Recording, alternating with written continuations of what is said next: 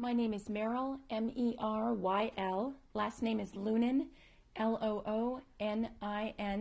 Today is December 12th, 1996, and I'm conducting an interview with Dr. Vera Laska in Weston, Massachusetts, USA. Can you state your name and spell it, please? My name is Vera Laska. And what else? And can you spell it? L-A-S-K-A. And your first name also? My first name is Vera, V-E-R-A. Okay. And what was your name at birth? Oravec, O-R-A-V-E-C. And when were you born? I was born in 1928. The date? 21st of July. And how old are you now? Oh, don't ask nasty questions. Figure it out. 1928, 78, so I must be getting close to 70. In which city and country were you born?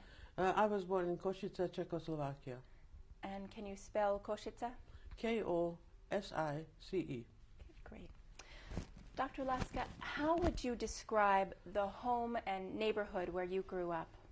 Well, I grew up in a very interesting neighborhood because it was an ethnic mixture, which gave me, now that I'm looking back, gave me some kind of a good background to what was to follow in my career in the United States, because my family at home spoke Czech, the neighborhood was Slovak, the school was Slovak, although there were many Czech teachers, and there was quite a bit of a minority among us of Germans and Hungarians. So you spoke those languages as well? Most kids. You know, in that Central European milieu, most people spoke several languages, not like in the United States where we have a continent that speaks one language, English. But there it's sort of mixed up. And the countries are so small that if you start jogging, you jog out of your country, you jog out of your language. So by necessity, you have to learn languages. And we had in high school, we had several languages, French, German, not mentioning Latin, which we had to take, which was very helpful in learning English later. And how would you describe your family's social position? That is a very difficult question to answer because my mother came from a very well-to-do and highly respected family. And when she was young, there was lots of money to go around, while after she got married and divorced, there was no money. So our home looked like $1 million with Persian rugs and what have you, but there was very little money. What were you like as a child? Can you? I must have been quite a character, very strong-willed. My poor mother couldn't manage me. I always did what I thought is right, which wasn't necessarily always the correct thing. But I wanted to devote my life to sports. I originally wanted to be a professional athlete or swimmer or skier or something. Luckily, I must have seen the light later on and switched to being to dreaming of becoming a teacher, which I did. Was your family religious? No, not at all. Did you have any church affiliation? No, I was born Catholic, but not practicing.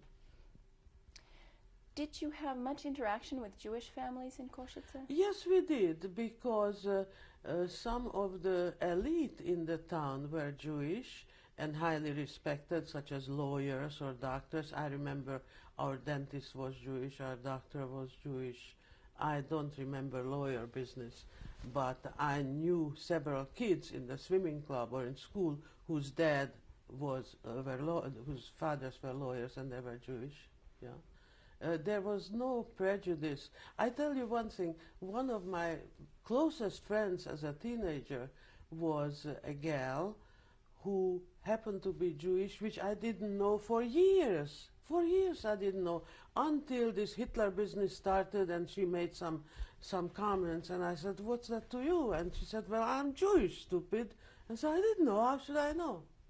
So we grew up in a very happy ambiente, so to speak, mostly perhaps because the creator of the country, Masaryk, Masaryk, was a philosopher and concentrated on ethics, and he was a humanitarian, and there was no way that we were taught being anti-Semitic or anti-anything. Did your family have any political affiliations? No. Did you feel any? Were you discussing it with friends? Well, we were discussing it, but I never was a joiner of any political party, not as a kid, not as a teenager, down to our days. I am not a card-carrying anything of any political party. I'm trying to do what is morally right. Or you can put me into a category of humanitarian or something like that. But definitely no political party. Nowadays, if I vote for the person, whether he's Republican or Democrat. Were there any adults or extended family who were especially influential to you when you were a child? Not really. I read a lot, and as I hate to repeat this business of President Masaryk, but I read much earlier than I should have perhaps all his works about what the meaning of life is and how people should behave. And that was, if there was a shining star for me to follow, it was he and his disciples. What do you remember about elementary school? Just about nothing. Just about nothing. Strange, isn't it? I see the building of the school, but I would have trouble remembering the names of teachers. Oh, I remember one thing. They almost threw me out of first grade. I'm very proud of that. Because the reason was that I kept asking, and why, and where, and who. And so the teacher called in my mom and said, if that child will not shut up and ask those impertinent questions, we'll send her to reform school.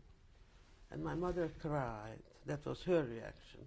And today, of course, as we look at it, I must have been a smart cookie. I wanted to know. But the teacher disagreed. So that's what I remember, first grade. Did your mother work outside the home? No. And you mentioned that you had sporting as hobbies and interests. Can you talk a little bit more about that? About sports? About your sports. Oh, you'll have hard times stopping me.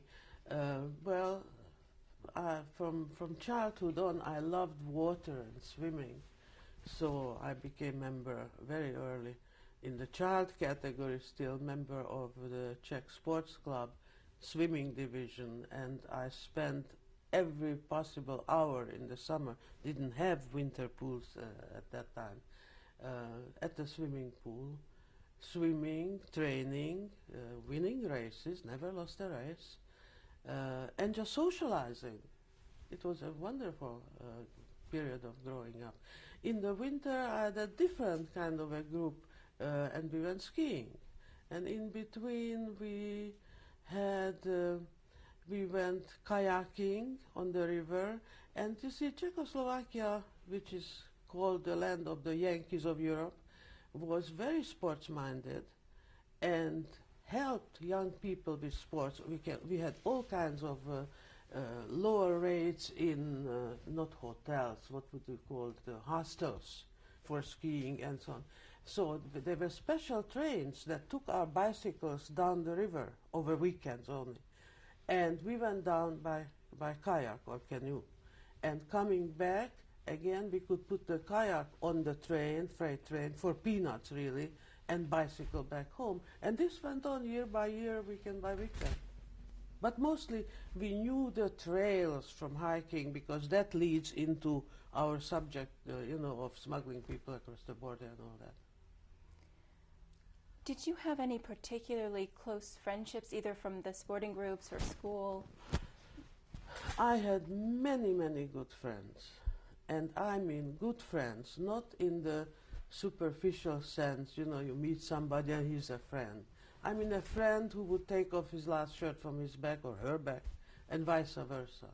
Yeah, I had many good friends.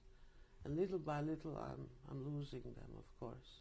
Does anyone in particular come to mind from those years? Oh yeah, my closest friends was a gal by the name of Magda, who lived in the next house where I grew up. And her parents took out a piece in the fence and made two little steps, one on each side, so we could commute without going on the street. Dangerous, because every half an hour there was a car, you know. So, and that friendship lasted very long. As a matter of fact, she visited me in America. We invited her. She was in this house. And unfortunately, she's no longer with us. She was my very closest friend. What was her last name? Magda Kiss, K-I-S-S. What about secondary school? What do you recall about that? Well, what about it? Again, we had lots of languages. In the whole, the system is slightly different than the American system, so what here would be middle school or junior high, and high school is packed into one, and we had no choice in subjects, which I still approve of. That's what we need in our high schools in the States. We had 6 years of Latin, 4 years of German, 4 years of French. No choice. The only choice we had was typewriting and I don't know what else, sort of almost like extracurricular activities, but that was extra in the afternoon. Otherwise, 6 days a week, 8 to 1, and everything prescribed, so that we had a very thorough and good general education. You know, I teach American history here at Regis College, and we come to the frontier and frontier literature. And there is more that I did not forget from my high school in Czechoslovakia that these kids ever heard of, which is very sad, very sad. They don't know American literature. What kind of school was it? Was it a public school? Oh yes, public school. And was it all girls or mixed? It was an all-girls school, yes. Do you recall any anti-Semitic incidents when you were growing up at all? Not that they would dovetail into our story, no. How old were you when the war began? Well, when the war began in Europe, I was 12 or 13. And what do you remember? What were you hearing at that time? Well, I remember anger. I saw, a few months before the war started, I saw the German army march into my country. And it was heartbreaking. It was very heartbreaking, because all these ideals that we grew up with, freedom, truth shall prevail, all that went down the drain, you know. First of all, by the treacherous behavior of France and England, who sold Czechoslovakia down the river at Munich. They sold out. Treaty, no treaty, you know. And so it was a very bitter moment. But life went on, and we still went skiing, and we still were swimming around, but it was very sad. How did it affect you? Did it affect you at all in terms of what you couldn't do anymore, or you just... Not really, because as I said before, I wasn't politically active, and so I didn't give political speeches or so. And if we were cursing the Germans, we cursed the Germans in our close company of friends, where just about everybody had the same feelings. But you had to start to watch your mouth when you were in public, let's say in a coffee house, or at intermission in a movie, because you never knew who stands next to you and might report you that you said that Hitler is an idiot, or some grandiose statement like that. What was your impression of the German soldiers? Most of them that I remember got sick to their stomachs, because evidently when they came to Czechoslovakia, they saw for the first time in a long time whipped cream or good chocolate or what have you, And they just overate, and the hospitals were full of German soldiers who had their stomachs pumped out. At which point, of course, we rejoiced. And that leads me to mention a little episode during the war, what the resistance did. It put laxative in the coffee of the Nazis. And I thought this was a Czech invention, which is far from the truth, because I talked to people in Greece and Norway and points in between. They all did the same thing. The human mind works to a large degree the same way, nationality or no nationality. Very easy item on the list of resistors. Put laxative in their coffee. Unfortunately, we didn't see the result, how they were holding their tummies and running, But that happened all over the place. Were you aware at that point that things were starting to change for the Jews in your town? I started being aware of that when they actively did something. I didn't see, for instance, I heard that in Germany, for instance, the Jews could not be doctors or lawyers or professors and so on. But it was sort of like when you hear thunder far in the background. I was too young to care, probably. And, the town where I was given to Hungary. As at Munich, the Sudetenland was given to the Germans. And so the Hungarians said, and we want the southern part of Slovakia. So Košice went Hungarian. And the Hungarian Jews were relatively very lucky because real serious trouble for life in Hungary didn't start until Eichmann came to Hungary on March 19, that's St. Joseph's Day, that's how I remember the date. And he started the ball rolling in Hungary. By that time, I was long gone, What were the circumstances that led to your involvement in the resistance? I sort of slid into it willy-nilly via sport, in a way, because a friend of mine was approached by the resistance, which was leading or organizing the Underground Railroad from Slovakia to Hungary, from Hungary to Yugoslavia, and so on. And she was approached and said, hey, there are some French prisoners of war who escaped. They didn't even say that, just two Frenchmen who want to get to Hungary, but they don't have papers. Would you lead them across the mountain? Do you think you could cross the border in the mountains so nobody would see? And my friend said, well, maybe, if a friend of mine could come too. I don't want to do it alone. And she asked me. And I said, sure, why not? But it wasn't like, this is the resistance sign here, So very casually, and after we did that and it was successful, they said, well, would you do it again? Sure, we would do it again. So then we realized, hey, we are in the resistance. So it was very, maybe I should admit that, but that's how it happened, And not everybody was, I'm going to join the resistance. And then we stayed. Now that was our decision. And from then on that we knew what we are doing, it's our merit, okay? But how we got into it is sort of, was very casual.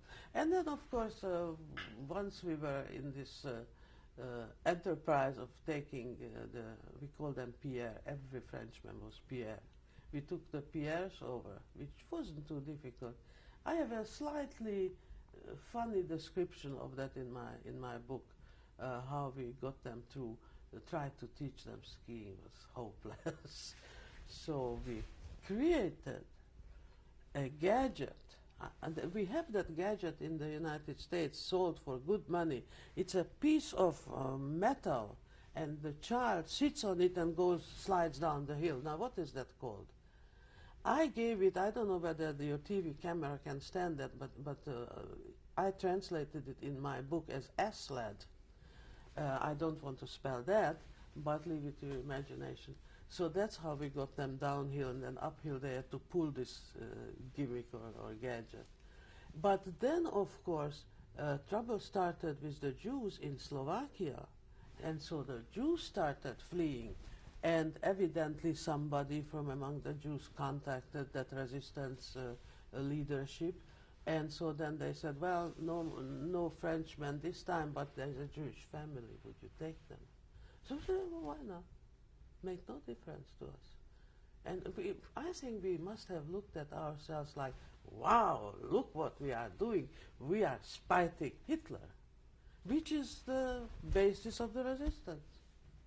And so from then on, we started taking Jews here and there. Another Frenchman got away from camp in Poland. But then we took Jews. And that again is in my book description what troubles we had with some of the people, passengers that we took. How old were you when you were doing all of this? Well, I was a teenager. Were you one of the younger members? Oh, definitely, yeah. And were you treated differently as a result? By whom? By either the people you were smuggling or the other members? No, I think that the people we were smuggling, the Frenchmen were fun. And they didn't take their own fate seriously. They were prisoners of war, so that if they were caught, they were thrown back into camp, that's it, you know. And the Jews were so worried that they couldn't care who the devil is helping them as long as we were helping them. Some of them asked, well, how old are you, dearie?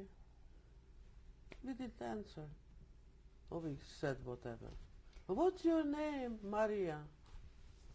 You didn't give names away to, at least not real names, because next hour they can be captured and interrogated, and who brought you here? So and so. So we didn't give names. Do you recall now the name of the friend who got you involved in the first place?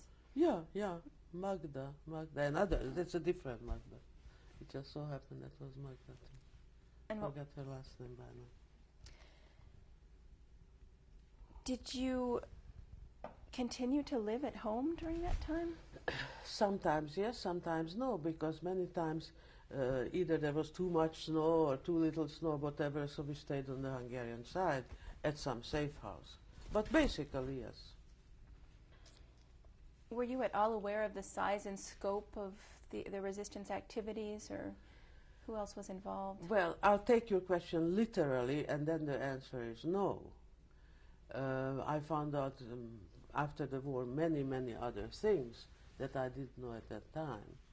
But you could have figured that if we are doing saving people or smuggling people across the border in, Poland, Slovakia, Hungary, Yugoslavia, that there were similar things must have been going on in the West, which they were, also underground railroads and so on. I teach nowadays, so I know much more today much more today than I knew at that time. And did you find out later who the leaders were, or what was the name of the organization? There was no name. No name. Just Czech underground. Just Czechoslovak it had to be, yeah. Did you become There aware? were so many such lines that maybe in France or in Belgium, I know more today about details and names of the Belgian or French resistance underground railroad than I know about the East, for a very simple reason. Much more is written about it. And if anything, don't forget that Czechoslovakia was under communists, and barely anything came out unless they wanted it to come out, and they would enlarge or embellish certain aspects which had nothing to do with the Western Allies, for instance, only the Russians. And even that, I don't read Russian. I mean, I could read one sentence in 5 minutes, and I won't bother with that. So very little is today known about the eastern part of the resistance. Can you describe the route that these people were taking? You were smuggling them over the border, and then... Yeah. Oh, I should have prepared a map. Well, you know Czechoslovakia is like a sausage, a long country with a head. I'm just thinking for 1 second if I have very handily a map. No, should I draw you a map, or it's not necessary? Okay. Well, anyhow, the tail end is Slovakia. It's narrowing, and on top you have Poland. Now, where they came from in Poland, I have no idea. And then, so evidently there must have been some Poles involved when they got out, for instance, the Pierres, the Frenchmen, when they got away from the prisoner of war camp. And somebody got them through the border, which must have been very difficult because highly mountainous, you know, like the Rockies, the Tatra Mountains. And then they must have gotten to Prešov or nearby. And then somebody brought them across the border into Slovakia. And from the Slovak border, they took them to where we picked them up. And we took them on the Slovak-Hungarian border. In Hungary, somebody else picked them. It's like a chain. And you usually knew one person where to contact, you know, or that person contacted you. I'm sending you 2 packages. One is a little bit torn, which means he limps or he's sick or something. And but I hope you get them by Saturday. But I have to run now, it's almost noon, so I'll see you next time. So we knew 12 o'clock Saturday, and we knew where, we were told before, where to pick them up at the railway station, or at the street corner, whatever. And then we took them over in the same way. Our group notified the next guy that 2 packages are on the way, or whatever, you know. No high secret writing or nothing like that. It was rather primitive, I think, but it worked most of the time. Dr. Laska, when you were smuggling people over the borders, did you have false papers? Oh, yes. We had false papers for both countries, just in case. Do you have any idea where those were made or how they were made?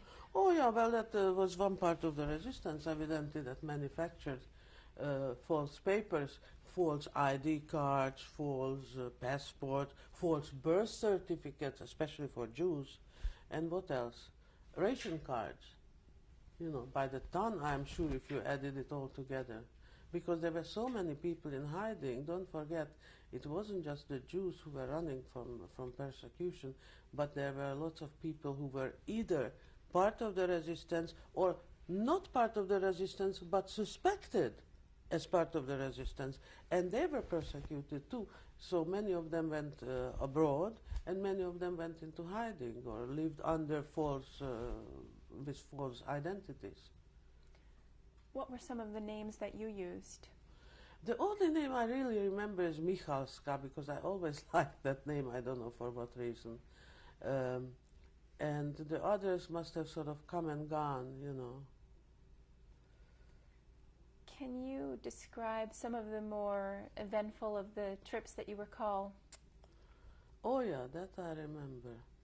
Well, we had some strange encounters, and we had some difficulties. For instance, people fleeing for their lives grab all kinds of strange things to lug with them, okay? So one thing I remember is a couple who had silver candelabra, very beautiful, I must say, if I remember correctly, and must have been very valuable, but very heavy. And we went on the mountains, you know, uphill, downhill, uphill, and they just go, oh, I cannot carry it, would you help me? And so then we decided that before we go, we will look what people have, and if it's silver candelabra, no way. One couple carried a teddy bear, which I so remember, just a little teddy bear, but that doesn't weigh so much. One woman came in high heels, and we said, please change your shoes. Well, she doesn't have other shoes. Said, you won't make it. And you cannot go shoeless because of stones and what have you, or it was winter or whatever. And we had trouble with the husband. He gave us help, you know. And so I remember there was sharp exchange of words, because he said something like, we are paying you, so you do as I said. And I said, no, you're not paying us. Nobody's paying us nothing. We are risking our necks. So no high heels. We didn't take them. We didn't take them, and somebody later, somehow, I seem to remember, somebody else took them, but no high heels. I mean, you go across the mountains and and I mean high hills, beautiful high hills. So that was one part. And there's a sexy story in my book with the Frenchman, but I'm just indicating what happened, and I don't really know whether it happened because I didn't hold a candle. But one of the Frenchmen and one of the guides, we were waiting in the woods for time to pass to catch a certain train, not to be too early at the station. And they sort of disappeared in the woods, and I don't really know what happened. But so that's my sexy story in the book. The Frenchmen were fun. They were really fun. At one point, some Frenchmen got stuck. I forget what happened to the line. And we had them for about a week. And it's amazing, we just took them, to the coffee house, no papers. We must have been so stupid. And we took them skiing, and it was wonderful. Where were the Frenchmen trying to go? Well, the line went, as I mentioned, from Poland finally to Yugoslavia, from Yugoslavia by train to Beirut, Lebanon, which at that time was a beautiful place. I've never been there, but I got postcards saying, we ski in the morning, we swim in the ocean in the afternoon. That remained so much in my mind, such a miraculous place. And then they went by ship in the Mediterranean to a city called Agde, A-G-D-E, in southern France. And of course, after France fell, then the line avoided France and went directly to England. That's how it went. And of course, the Frenchmen first wanted to get home, and then after France fell, they went to England, and there they had the choice. They didn't have to join de Gaulle's Free French. And that was the line, of course, through which the Czech boys went to join the Czech army Czechoslovakian army in exile in Great Britain. They were in British uniforms, but had Czechoslovakia here around the shoulder. Inscription, embroidered inscription. The same, and there were free Danes and free Norwegians and free Poles and I don't know what else. Most of the occupied countries had an army in exile or governments in exile. So that was the main purpose of these underground railroads. Were any of the people that you smuggled prominent? I have no idea. You didn't ask names, and we were told two, and that's it. The Frenchmen we knew somehow. If they gave us real names, I don't know. And the Czechs, there was one incident where that. Well, the Czechs were somewhat different because they were like brothers and sisters, but you forget names, from one transport to another. At one part of the underground, I was stationed in Yugoslavia, in Belgrade, in the Czechoslovak house, so-called. And we had once or twice a week a transport of anywhere from 25 to 50 young men, Czechs and Slovak, going to join the army against Hitler. So there were very few names that I remember, but there were two boys I somehow remember more than anything else, and I think that I mentioned them in the book. And I think I told you over the phone, such a miraculous thing happened just 2 days ago. Was it 2 days ago you called me up? Somebody sent me a clipping about them, about those two boys that I so well remember. We went through the border together from Hungary to Yugoslavia, and I remember going around Belgrade with them. I knew them for 3 or 4 days, and then they left with the transport.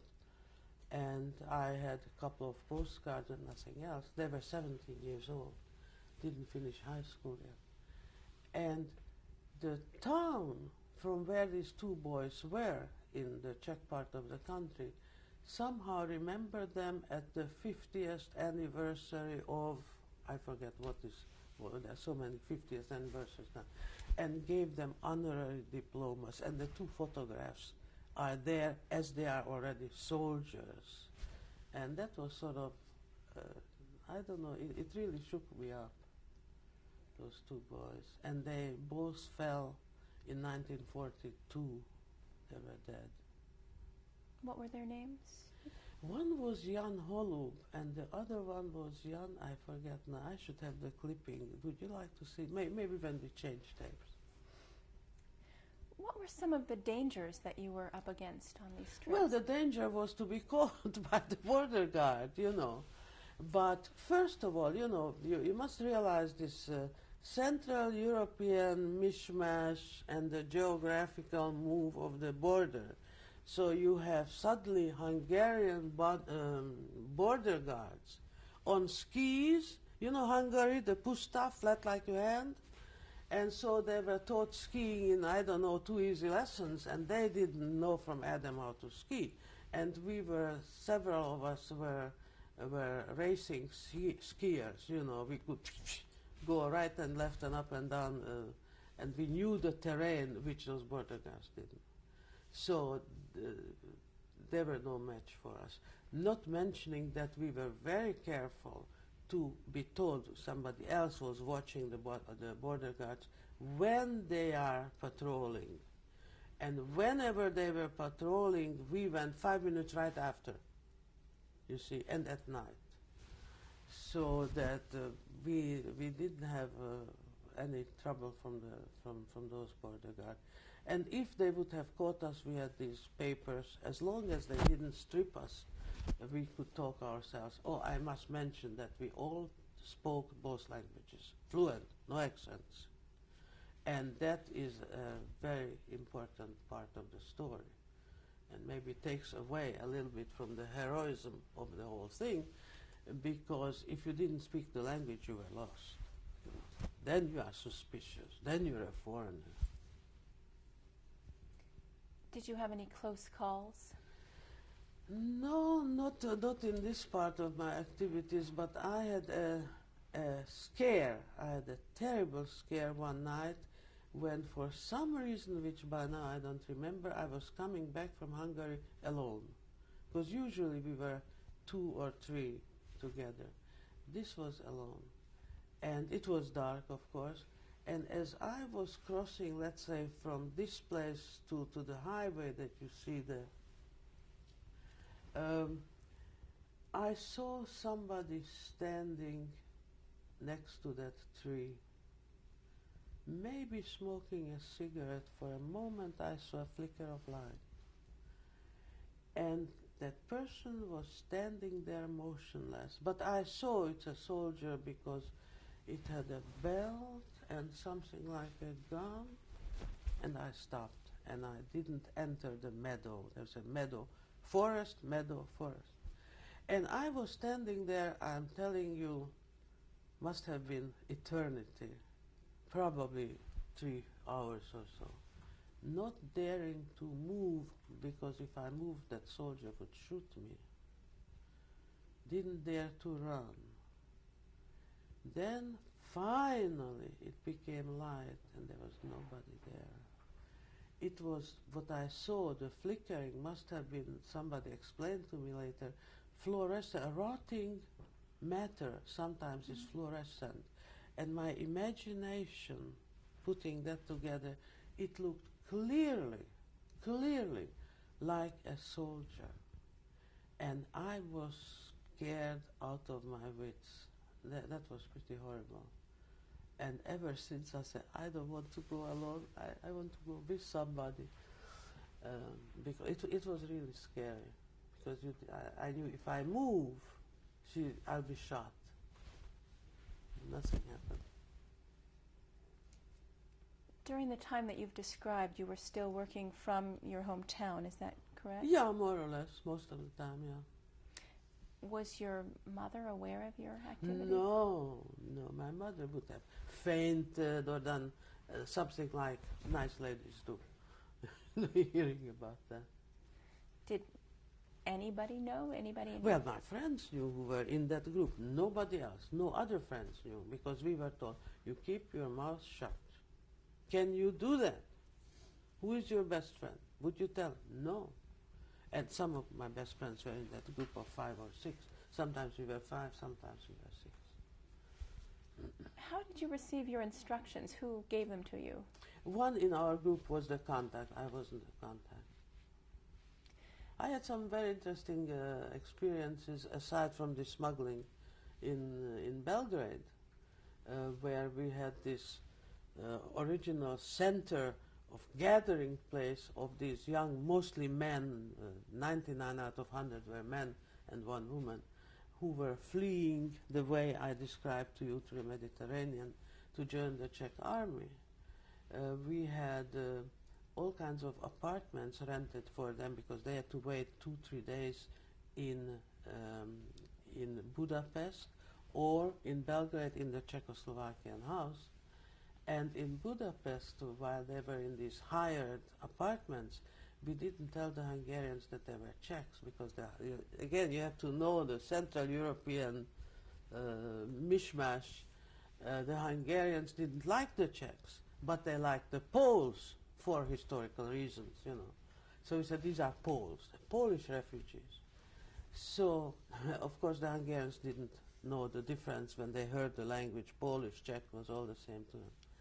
And so I would go from one apartment to another to check if everything is all right, or take ration tickets, or take medicine, or take somebody to a dentist, or whatever. That's when I was a messenger, I think would be the closest. And at one place I arrived and the boys are saying, oh, we are in trouble. We are in trouble. The landlady wants us to sing the Polish national anthem. I have no idea about the Polish national anthem. So, no problem, no problem. You all know the song Cikanka, the Gypsy Girl, which was an old sort of, popular song. Yeah, so slow it down, make a sad face, and sing Cikanka. So we all stood there, the boys stood as if, practically saluting, and we sang this popular song. I should come up with some equivalent in English, some silly song, like, how much is the dog in the window, sad face. The equivalent, about the gypsy girl and her love. And the Hungarian landlady was satisfied. Beautiful Polish anthem. And the crisis was over. Yeah, I still remember that. And I was worried that the boys will, burst out laughing or something, but they didn't. And then we went down Hungary to Yugoslavia, and that was the most touching part, really, because the Yugoslavs knew about this underground railroad. The border guards knew, and they were expecting us, and they were behind the border line waiting for brother Czechs to come, and they took us to some, what do they have, little house that the border guards have, and they had cots for us, and they had hot tea for us, and food and blanket. And when we crossed into Yugoslavia, I remember, I wish I could design, I have two left hands, this huge Yugoslav border guard with his mustachios hanging down, coat down to his ankles. This is January, bitter cold, and saying, welcome to freedom, brother Czechs. I could cry now when I think of it. And now look what they are doing in Yugoslavia now. It's very sad. It's very sad. But that was wonderful because the Hungarians were paid guides, and they betrayed us, at least on that occasion, if not more. And they said, see those woods? That's Yugoslavia. So, and then they left us. You go alone, over the meadow to the woods, which is Yugoslavia, which was a lie. It was still Hungary. But they were afraid to go so close to the border, the paid guards. So we went to the woods and started hollering, hey, we made it, we were still in Hungary. And then there was a wire that they said, watch out, there's a wire, you have to step over it. So we stepped over the wire, but of course we moved the wire, and that wire was ringing at the Yugoslav border patrol, whatever you call it, house or barracks or whatever. It was just a two-room shack affair. And so they knew, oh, here they are. And that's when they put on their coats and came out and said, "Welcome to freedom." Oh, very interesting. I wish I could. I wished after the war to get hold of some of those Hungarian guys who really tricked us. They took the money and left. What kind of places did you live in, and who did you live with in the various places that you stopped? Well, in Belgrade it was very simple because the Czechs had their own house. You know, it was a Czech ethnic minority in Yugoslavia, and they put their money together and they actually built a house which had a big hall for dances or theater or whatever. And there, instead of the dance hall, they put cots down for the boys, and there were a couple of rooms. I don't know, might have been dressing rooms or what. And there were about 20 of us girls at that time in the Czechoslovak house. That I remember so well, and the address and the number. Went back after the war. Of course, all the employees were gone. There were other people by that time. But I remember the street and the number. So that's where I lived. And in Budapest, I was in one of those rented apartments with some other people. What was the address in Czechoslovakia? What was the address in Czechoslovakia? The address? The address that you in recall. Budapest. I'm sorry, not in Budapest, but the Czechoslovak house. Garašaninova 39. I still remember it in Serbian. Number 39, Garašanin Street. Yeah. It's still, at least it was still there a few years ago when I was there. I don't know how many Czechs live there. Now everything is different. I was there before, still under Tito. Yeah. How many trips total do you think that you made? I was often trying to figure it out. Definitely under 24, and definitely more than 12. So pick your number in between, I don't know. It's so frustrating to me. I feel that I am sort of a historian, and I don't remember some of the most important dates in my own life. At that time, I couldn't care less. I don't know the date when I liberated myself, or the name of the village. I don't see how I could have been so stupid. Write it down or something. I don't remember. And what happened to put an end to these activities, or what happened to you next? Well, what happened to me next? Next happened that somebody evidently spoke or talked when they were not supposed to, so that our group was endangered. And out of the 6 of us, 3 somehow smelled the rat and disappeared, saved their necks, and 3 were taken to concentration camps. That's what happened. So it was very important not to talk.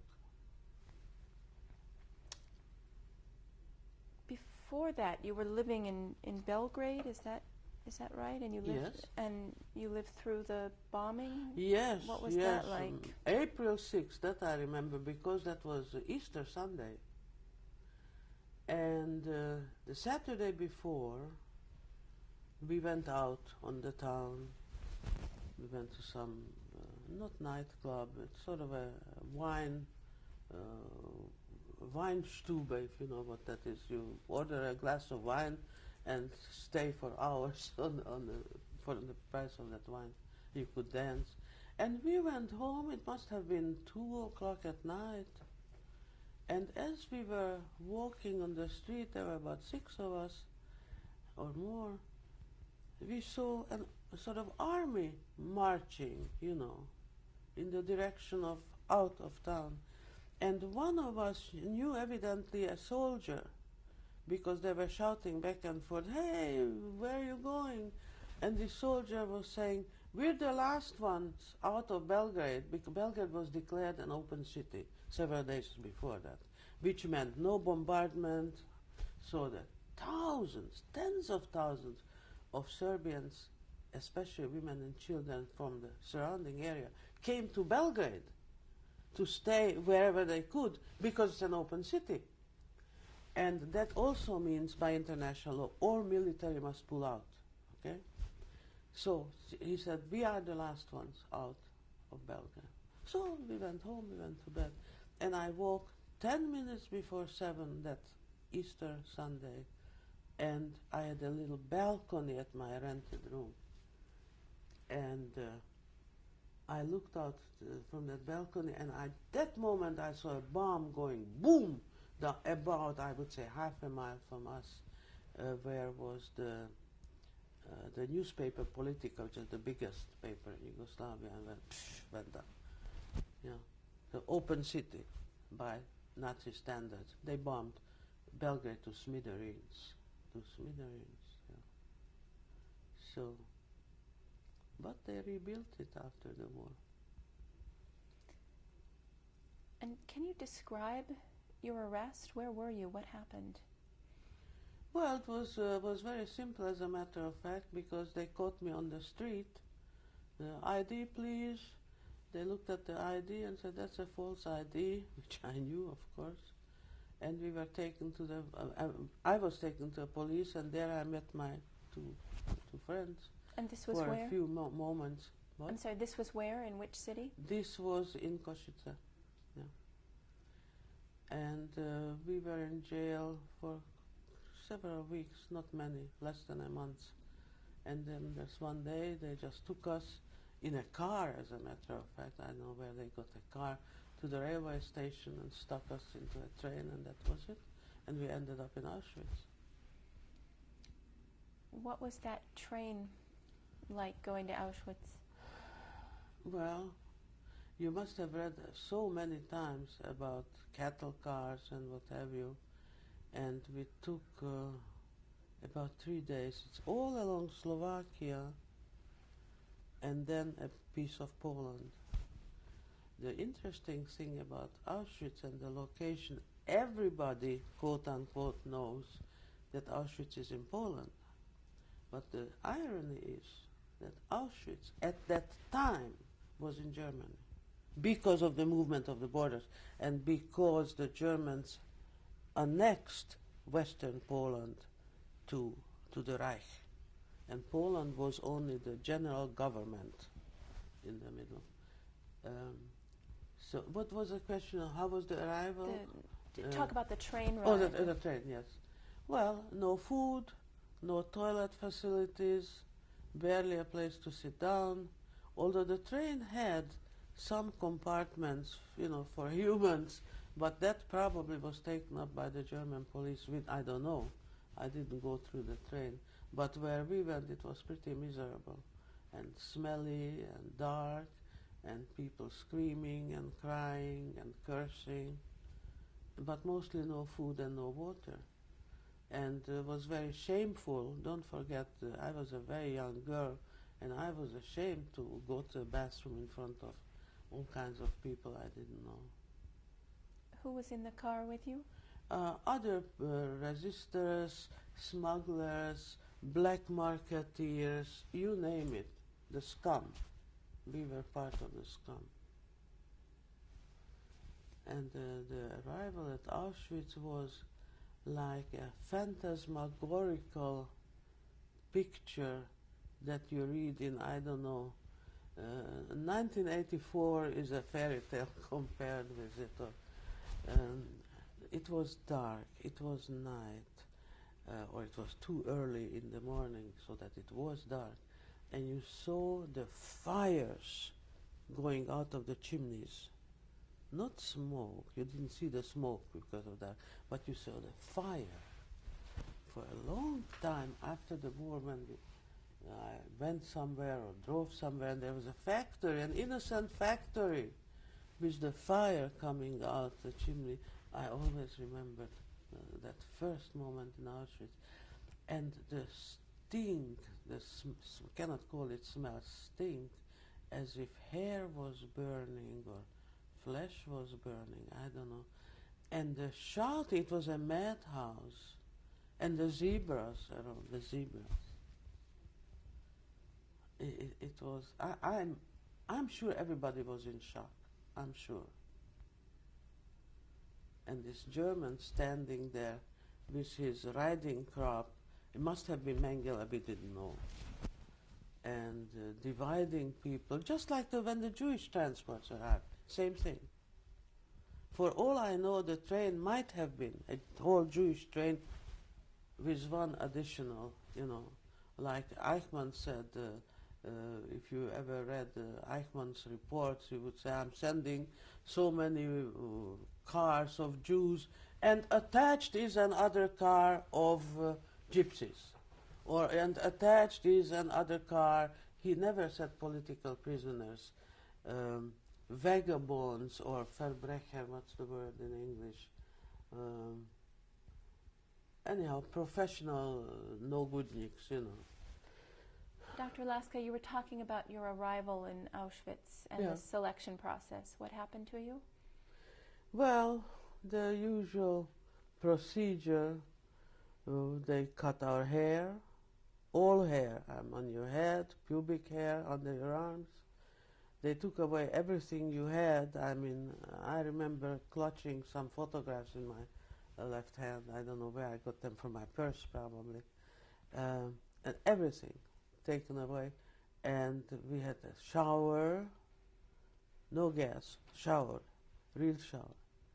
And afterwards we got lager clothes. I never had a zebra. I had a gray shirt-like dress, like a blouse, but it went to my knees. And some girls got the same gray dress, no belt, just a button here. That was, I don't know, 5 sizes too big. Others got one that they could barely get into, so it was big changing around. And I had such gorgeous shoes, handmade, the luxury of my life at that time, handmade shoes. And of course those were gone. And I didn't get clogs. Most people got clogs, those wooden shoes, very hard to walk in. I admire these kids who, these days, it's very fashionable, but evidently they are made differently. I never tried them. I wouldn't wear them if you gave them to me. But I got some miserable black high shoes, to my ankle. And they were slightly small, no stockings, no underwear, no nothing. And we looked at each other, we didn't recognize each other, it was horrible. And then they took us to our block, which is the barracks, call them blocks. And later on I found out that these blocks were for about 450 to 500 people. We were 1,450, give or take 5%. I never counted really. 3 to a cot or to a space. So-called mattresses, so-called straw mattresses, that material that potato sacks used to be made of before nylon was invented, okay? A very rough kind of material.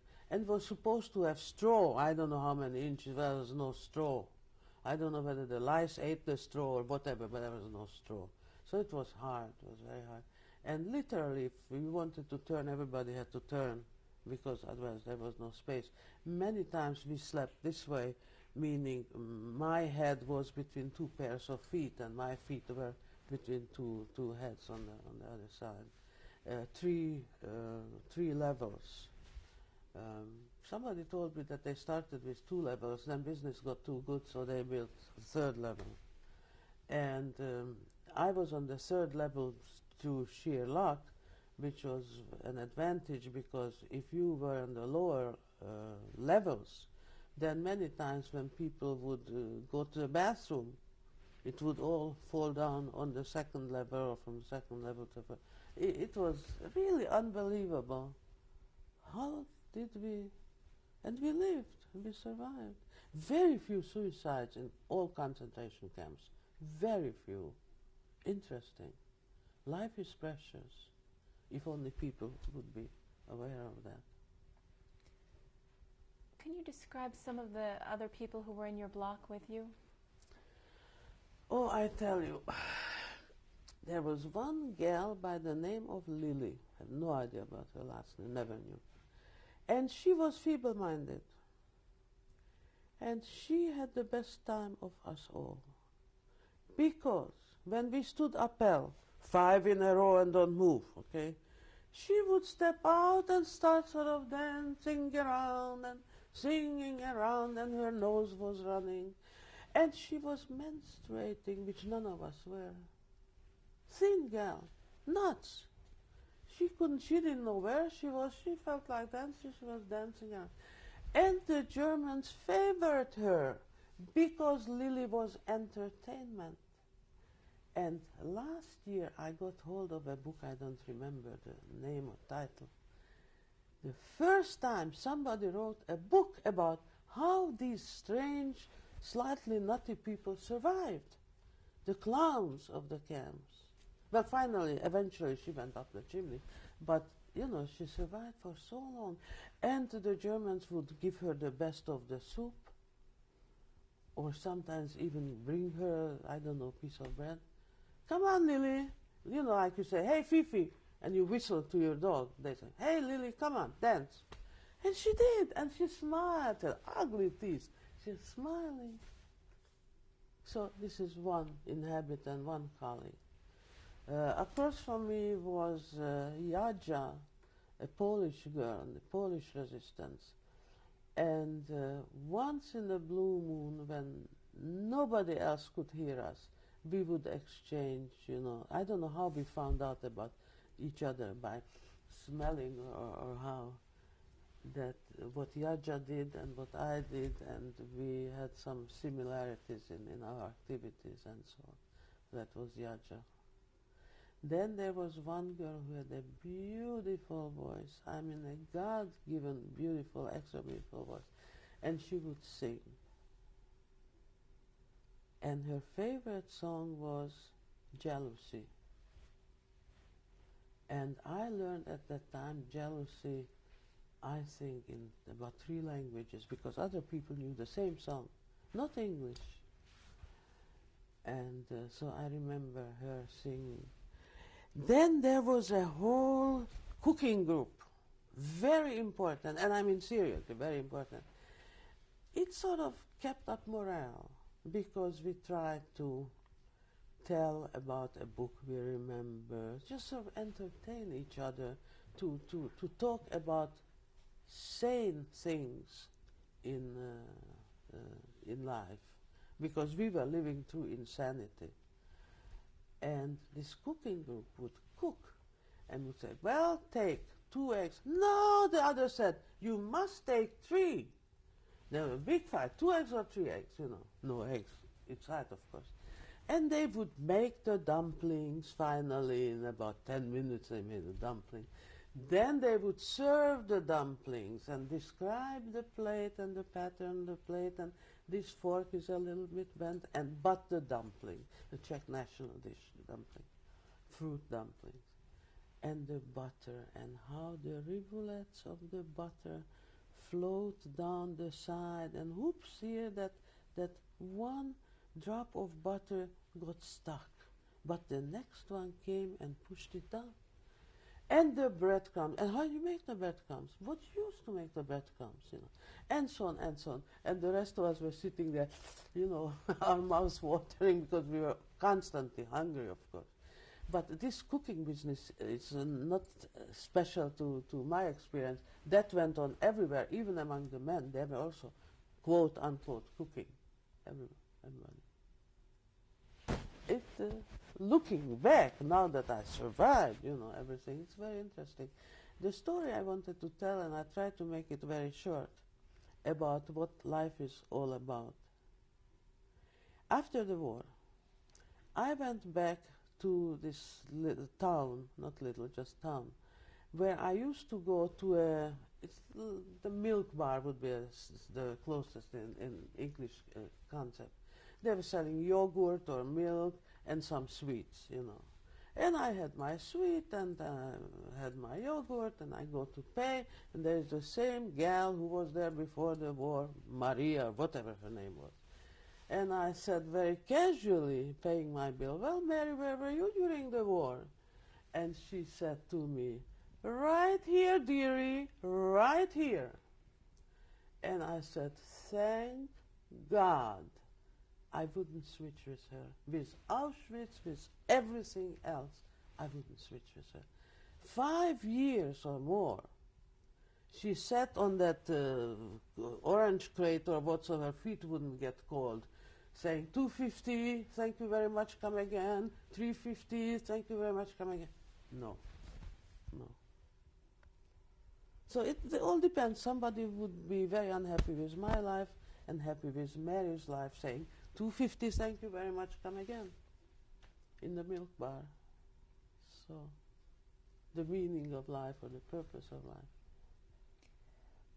What did they give you to eat in Auschwitz? Well, at one point, at the lowest point in Auschwitz, not in the other camp, somebody in the know said, 890 calories a day, which is very hard to believe until you will hear what it was.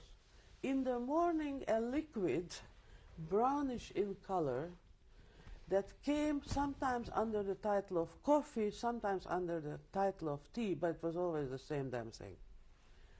And very seldom was it warm. It was supposed to be warm, but by the time they brought it, I don't know, half a mile from the kitchen, in huge cauldrons, 2 and 2 women had to bring it. That's it. Then came lunch. We got a piece of bread.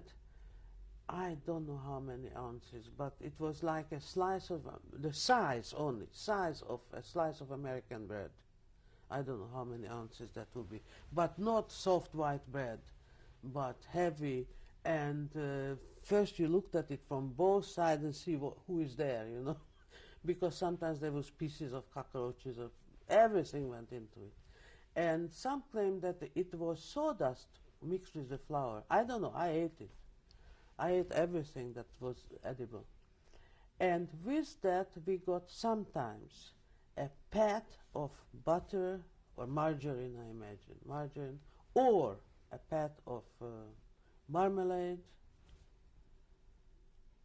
or maybe once or twice we got a slice of a salami with the what is it called? Not the radius. What is 2 radiuses? Anyhow, how wide a circle is? Maybe inch and a half, thin, just barely. You got a taste. That was it. And in the evening it was soup. Sometimes for lunch it was soup. Sometimes for evening it was soup. And the soup was warmer than the coffee, and if we were lucky, we got something from the bottom, because all kinds of things were swimming in the soup. Potatoes, potato peels, which was very funny, because lately we found out that the potato peels should be eaten. And a few years ago, for the first time, I saw in the frozen goods in American grocery supermarket potato peels. And I started laughing loud. People looked, what the hell is she laughing at? And I just couldn't stop. That potato peels, I said, hey, Auschwitz, they learned something. Anyhow, so potato peels, or some vegetable, maybe a carrot, or maybe some other vegetable that they got hold of. But you know, these things sink down. And there was the capo who was distributing with a sort of half-globe shaped dish she was distributing, or sometimes she had a ladle. And she would take it from the top, so you got nothing swimming. And when Lily came around, then she would reach lower. Or she would say, Lily, wait until I get to the bottom. And there were the goodies, the potato peels or vegetables or whatever. Meat, very seldom. Then when we were in Grossrosen and where we were on work commando, we got better food. Also, that was already 44, 45, and the Germans were getting a hell of a beating, and the moment the news from the front was bad for the Germans, we were better off, because the German supervisor suddenly became human and brought us a piece of bread, or maybe a half-rotten apple, or a potato. No. We could tell how the war is going by the behavior of the German supervisors. When they started kicking us and cursing us and being rough with us, we knew the Germans are winning again. Maybe just one battle. And when the tide turned, suddenly they were nice. Insurance, took out insurance. I brought a prisoner an apple. I'm not a Nazi. Can you describe what the appels, the roll calls, were like at Auschwitz? Appels? Yeah. Well, first of all, they started at dawn. Most of the time it was still dark. And that was true in Auschwitz, that was true in the tunnel, all over the place. I think they woke up at 5. And then appel started at 6 for no good reason, because we didn't start marching to a factory except maybe a few minutes before 7, and work started at 7. And the joke is really that the German supervisors had to get up too with us. So I don't see why they didn't change that. But anyhow. And then we worked in the factory, and we had about half an hour for so-called lunch. And then we continued, and you add up 7 and 12 is 19. No, 7 and 12 is 19, which means 7 p.m. We didn't work till 7 p.m. So it must have been just an 11 hour, because I remember at 6 it was end, and we came back to the barracks. This and was there was dinner at the barracks. Yeah. This was in Auschwitz, or that? No, unfortunately I wasn't on a work detail in Auschwitz. Luckily I didn't know at that time that that's dangerous. No, the work detail was in the 2 other camps. So what did you do during the days at Oh, Auschwitz? the appel, we were just hanging around, very dangerous, very dangerous. And we were, if they needed some occasional work, they would come and say, I need 50 to clean this latrine. I need 100 to move the stones, or whatever, you know. And that was very dangerous, because then when they need space, these not assigned commandos go first to the gas chamber for no other reason that we need the space. Weeding out, you know? Like I weed out my library, or you weed out your garden. No, but in Großhausen I worked in a textile factory. And that was, didn't I describe that to you over the phone? Because I recall somehow that not long ago I described those big spools like that. Right. I'm going to bring you back to Auschwitz for a Yeah. moment. Can you describe a little bit more what your, well, did you have interaction with other types of prisoners, with Jews, for example? Oh yes, well, yeah, because the next whole block from me on one side was Jewish prisoners, and the other side were non-Jewish prisoners, and I'll come back to the Jews in a second. It was interesting that other block, they had little windows, and I talked to some women, older women, and you could tell they were country women, not city folk, from Lidice. And so I'm one of those few who talked to the women of Lidice in Auschwitz, because everywhere you read that the Lidice women were taken to Ravensbrück, which is true, but evidently some were taken to Auschwitz. I talked to them. Anyhow, so on the other side were Jewish women, Jewish prisoners. And there was a sort of a yard, open space in between blocks, maybe as wide as twice this room. And so we could talk.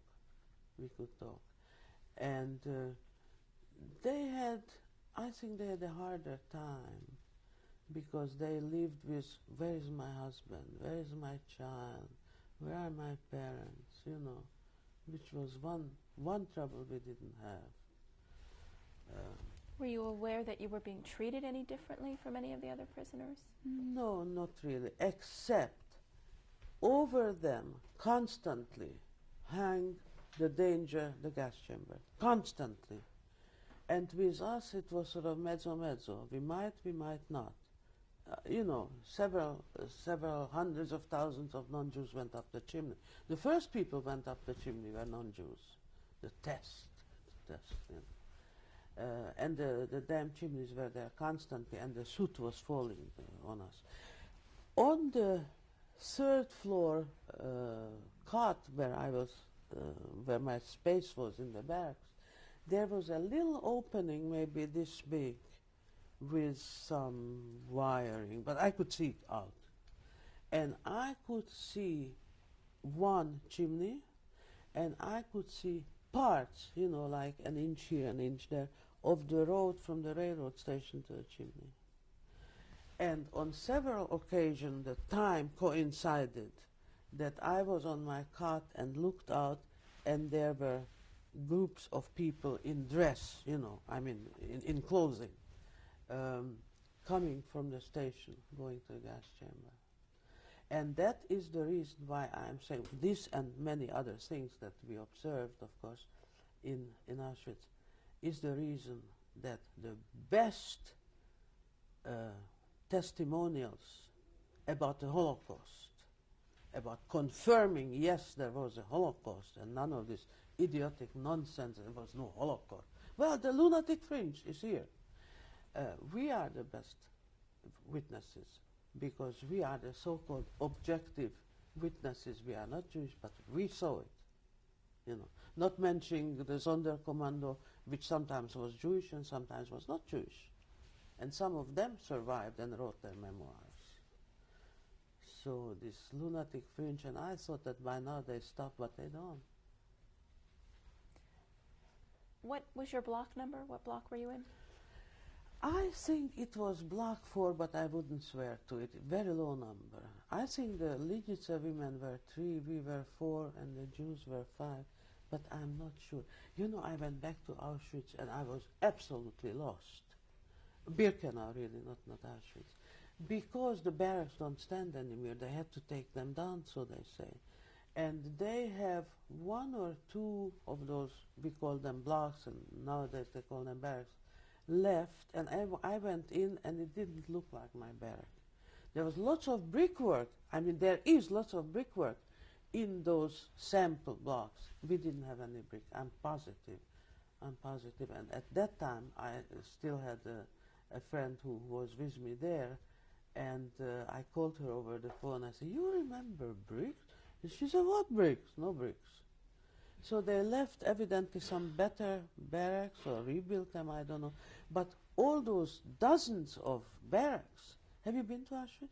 Oh yeah, so you know, the little chimney parts are sort of sticking out of the grass, okay? I don't know, dozens upon dozens.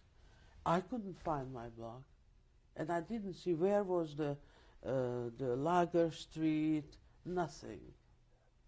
It was very, very strange. That, I said, I'll never forget that. And I couldn't locate it. I absolutely couldn't locate it, whether it was on this side or that side. Did you have a number? Yeah, I had a number. Do you remember what it was? I used to remember 5 digits. I know that the end was 979. I like those numbers, but I don't remember the whole number. Maybe it was 31. I don't really remember. You mentioned that you had a friend who survived. Did you make any particularly close friendships that you remember? Well, when you are in jail, ask any jailbird in the war or outside. They are the types of friendship that are very special. And we maintained contact for a long time with the 4 of us. The 4 of us out of the 5 stood appel whenever possible together. But, most of those are gone. One is still alive in Yugoslavia, of all places. And we are in touch. Her name is Vera, too. So she was Verica, which means little Vera, and I was Vera. And what were their names? Vera Kershova. She's in the book. Chapter is about her. Very interesting. Somebody should write a book about her life. More incredible than a soap opera. With a happy ending, except he just died last year. And I cannot talk about it because she's alive and they are very intimate things, but you read part of it, you read in the book because she approved what's in the book. And the other people that were of the 4, do you remember their names? Well, I might remember the names, but they are also, dead. One whose name I don't remember, I don't know why, we called Little Current. She was, I don't know. She didn't know. How old are you? I don't know. I don't think she knew what it means to be so old or so young. She was a little thing like Mercury, you know. Lively eyes. She must have been 12 or so, or maybe 11, but she was a child. When I was 12, I was not a child, I could think. She didn't know how to read and write. Romanian. Romanian. How she got to that woman? And I taught her, I tried to, you know, the teacher in the dust of the little yard between the blocks, taught her numbers and taught her how to read and write. Then I drew her a picture of a clock, because in one place, not in Auschwitz, that was after Auschwitz, in Gross Rosen, there was a clock. We could tell what hour it was. Big deal, big deal. And I taught her how to read the clock. And I told the little idiot how to find me after the war. She loved me. She thought I'm the cat's meow. And she was the best organizer of all of us. She could steal that you wouldn't believe. She would steal the eyes out of your face and potatoes and whatever. You know. And I told her how to find me after the war. Two of them were, the three of us were so young, but I was the grown-up youngster and they were the kid youngster. And the other one, this Yugoslav girl, was an intelligent girl, and she remembered, you know, the university address in Prague, and she wrote to me, and ever since we are in touch. And she was here, and I was there. And this other one, this Romanian, disappeared. So I hope that she found some family, or I don't know. When did you leave Auschwitz? I left Auschwitz on my birthday in 1944, and that was very interesting. They always asked for volunteers, which is sort of a strange thing in Auschwitz, ask prisoners for volunteers to work in a gardening outfit, or in a candy factory, you know, all the goodies. And of course we didn't believe what they are saying. And in Auschwitz, whatever you volunteered for was 50%, the other 50 being the chimney. You know, weeding out for the chimney. So then I said, if they will ask for volunteers on my birthday, I will volunteer. Because I figured few people die on their birthdays. Now, whether that is statistically probably true. Do you know anybody who died on the birthday? Adams and Jefferson died on the birthday of the United States, the same day. Same day. Did you know that? July 4th. Very interesting. Anyhow, so then came again volunteers. We need volunteers for a textile factory. My birthday, I volunteered. And with me, our appel row and a whole bunch of us volunteered. And we won. The 50 went out of Auschwitz rather than up the chimney. But could have gone any other way. And that's how I got marched out of Auschwitz gloriously. And we saw color for the first time in a long time. Because Auschwitz was not even gray. You know, gray can be beautiful. You know the color of mud? It's not gray. It's sort of a tannish gray, no? That's the color of Auschwitz. The barracks, our uniforms, mostly the mud or the dust, or the snow when it became dirty. Where were you taken? And we went by train, I mean real train, we could sit. We went to Gross Rosen. And Gross Rosen is, how should I tell you? You know where Dresden is in South East Germany, former East Germany? So that neck of the woods, okay? Now Gross Rosen is the center. And what I didn't know until a few years ago when East Germany was freed and my husband and I went to all these concentration camps in former East Germany. So I went back to Gross Rosen. Beautiful memorials and what have you, museum. And what I didn't know until I saw in the museum there a map, and there was Gross Rosen, 63 subdivisions. 63. That's more than Auschwitz. Auschwitz had, I think, 39. So I was in one of those 63. And we were taken to a textile factory. And actually it was a spinning factory. There were two buildings. One was the actual textile, weaving, and the other one was the spinning, and that's where I worked. Dr. Laska, you were describing what happened to you when you arrived at Gross Rosen. Yeah.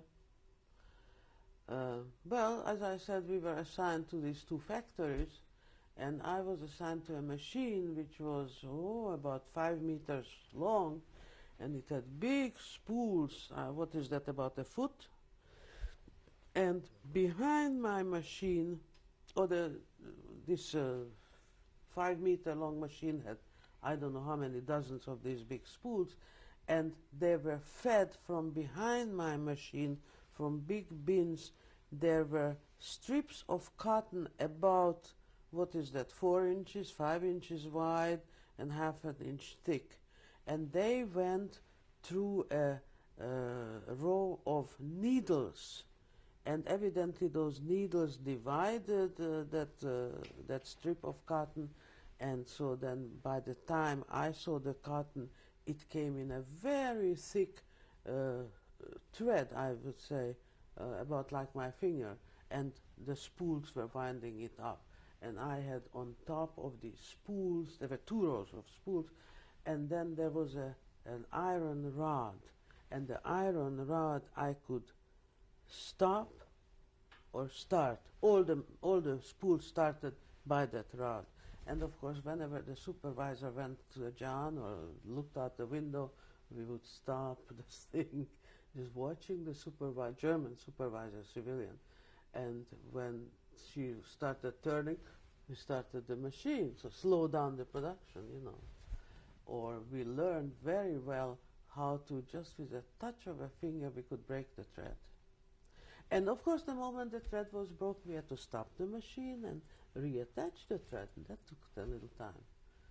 So that was the little thing we could do, for the Allies to slow down the war production, but multiply that with the hundreds of thousands of prisoners.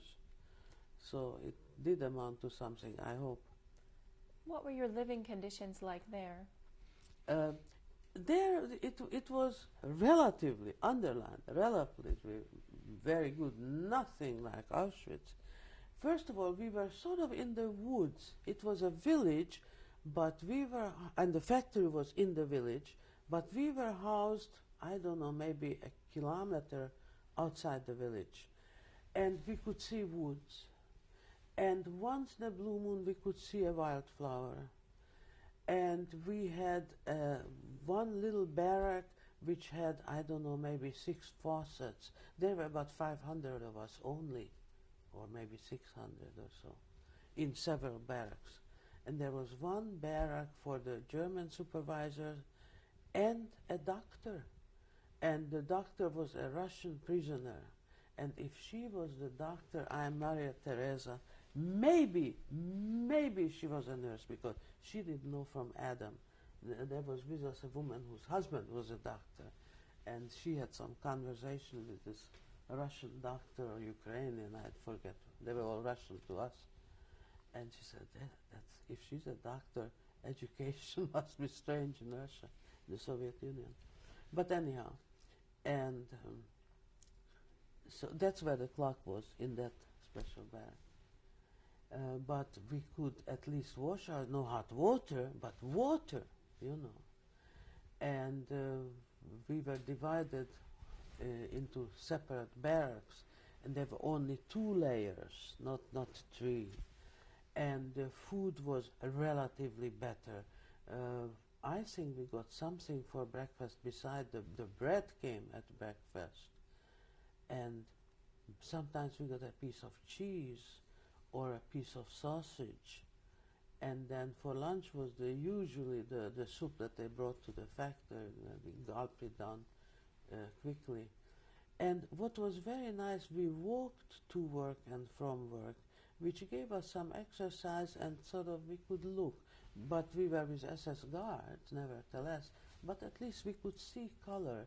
And once in a while we could see people on the street. And the factory had some German civilians, like the old Meister must have been 70. He was the top boss. He was sort of a good guy.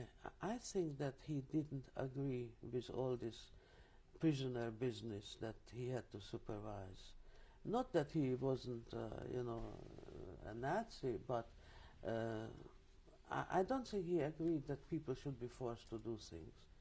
Then there was the young master who was a son of a bitch, but he was lame, and that's why he was at home. And we had to watch out for him. When he came around, everybody was working like mad. And then there were local women, also additional workers, but everybody who wasn't us was a supervisor, we had to watch out for. So we had 3 layers of people above us, and in the door always stood the SS, with either a holster, a gun, or whatever, watching. And where they got these SS women, I don't know, we knew that some of them were maids before, or washerwomen, and yet they put a uniform on them and they had the power of life and death over thousands of people. They could shoot you and nothing happened to them in the line of duty. So Grossrosen was okay, I'm in this subdivision. Funny, I wanted to go back there too, and we couldn't find the village, and I knew the name of the village. They changed the name of the village. I don't remember what, maybe it's somewhere written down from my trip, but I didn't look at my notes yet. What was the name of the village when you were there? Oh, it was Zillertal, but there's no such village nowadays. And finally we found we were giving up. We were in the village. I didn't recognize the village, of course. Trees grow, buildings go down, buildings go up. Things look different. It's hard to believe. I hardly recognized the villa where I grew up with my grandparents. And it was a very special, big, huge villa because they changed the color, the shape, they added, they took a... So finally we found an old-timer on our drive out of the village, was just sitting on the fence, so we stopped the car. You remember? Oh, it's right here. And that factory, you're looking at it. So we went back, and there was a guard. By this time it was about 4 in the afternoon. We were looking from 10 a.m. and the place looked like buttoned up.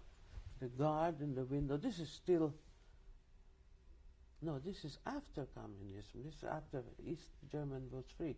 And yet he somehow behaved communistically, wouldn't let us in.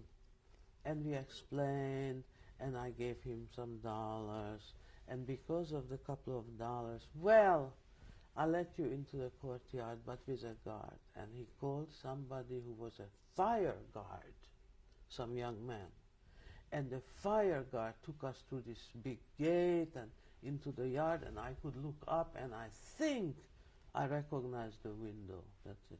But it wouldn't let us in. It might bomb the place or whatever. At this point, who were the other prisoners that you were with? Were they all political prisoners? Mostly, yeah. Either that or it's a mixed bag, you have professional people, a couple of prostitutes thrown in, whoever was among the transport. And were they from many different countries? From several, yeah. We had French, we had Poles. Poles everywhere were prevalent because numerically most of the victims among the Jews and most of the prisoners were Polish. Poland was big. I don't know how many millions. And the same is true about the next place. where again I had this plush job of measuring that little ring that I was talking about. How long were you in Gross Rosen? We were in Gross Rosen from about, well, from July of 44 till briefly after the New Year of 45, because I remember Christmas and New Year's there, and shortly thereafter we were moved, evacuated. And the reason, of course, why the Germans bothered by that stage of the game to evacuate us, because if they ran away, because they're afraid of the Russian front approaching, they would be AWOL.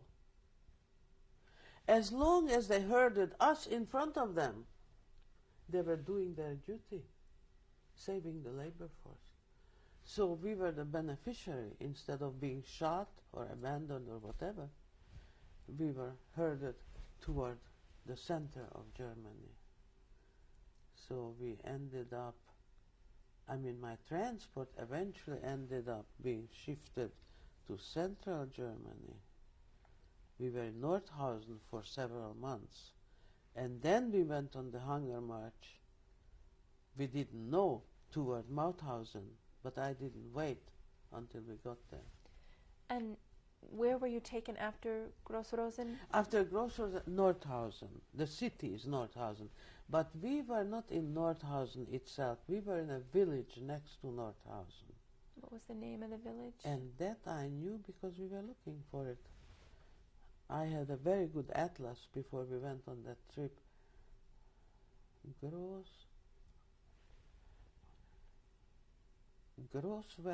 think it was Grosswerder, or very close to it. There was a Kleinwerder, Grosswerder, or Kleinmunde, Grossmunde. It's on any detailed map. And we were in Gross, not Munde. It's very simple. If I would pick up the atlas, I would find it. What a shame that I don't remember. And what happened to you there? Where? There we worked in the tunnel. In the tunnel which belonged to Camp Dora. Huge camp. Again, I don't know, I forget how many subdivisions. And there were lots of French and Belgians there, males. They had 10,000 French prisoners of war in barracks on top of the tunnel. And freight trains went into the tunnel. It was so big. To the best of my knowledge, 2 floors. Maybe somebody claims it was 3. I don't remember. I seem to recall 2 floors. And huge, entire factory in the tunnel. And the one thing that they were doing there was parts, or they put together, among others, those buzz bombs, that new German invention of, what is it, flying rockets or whatever they are.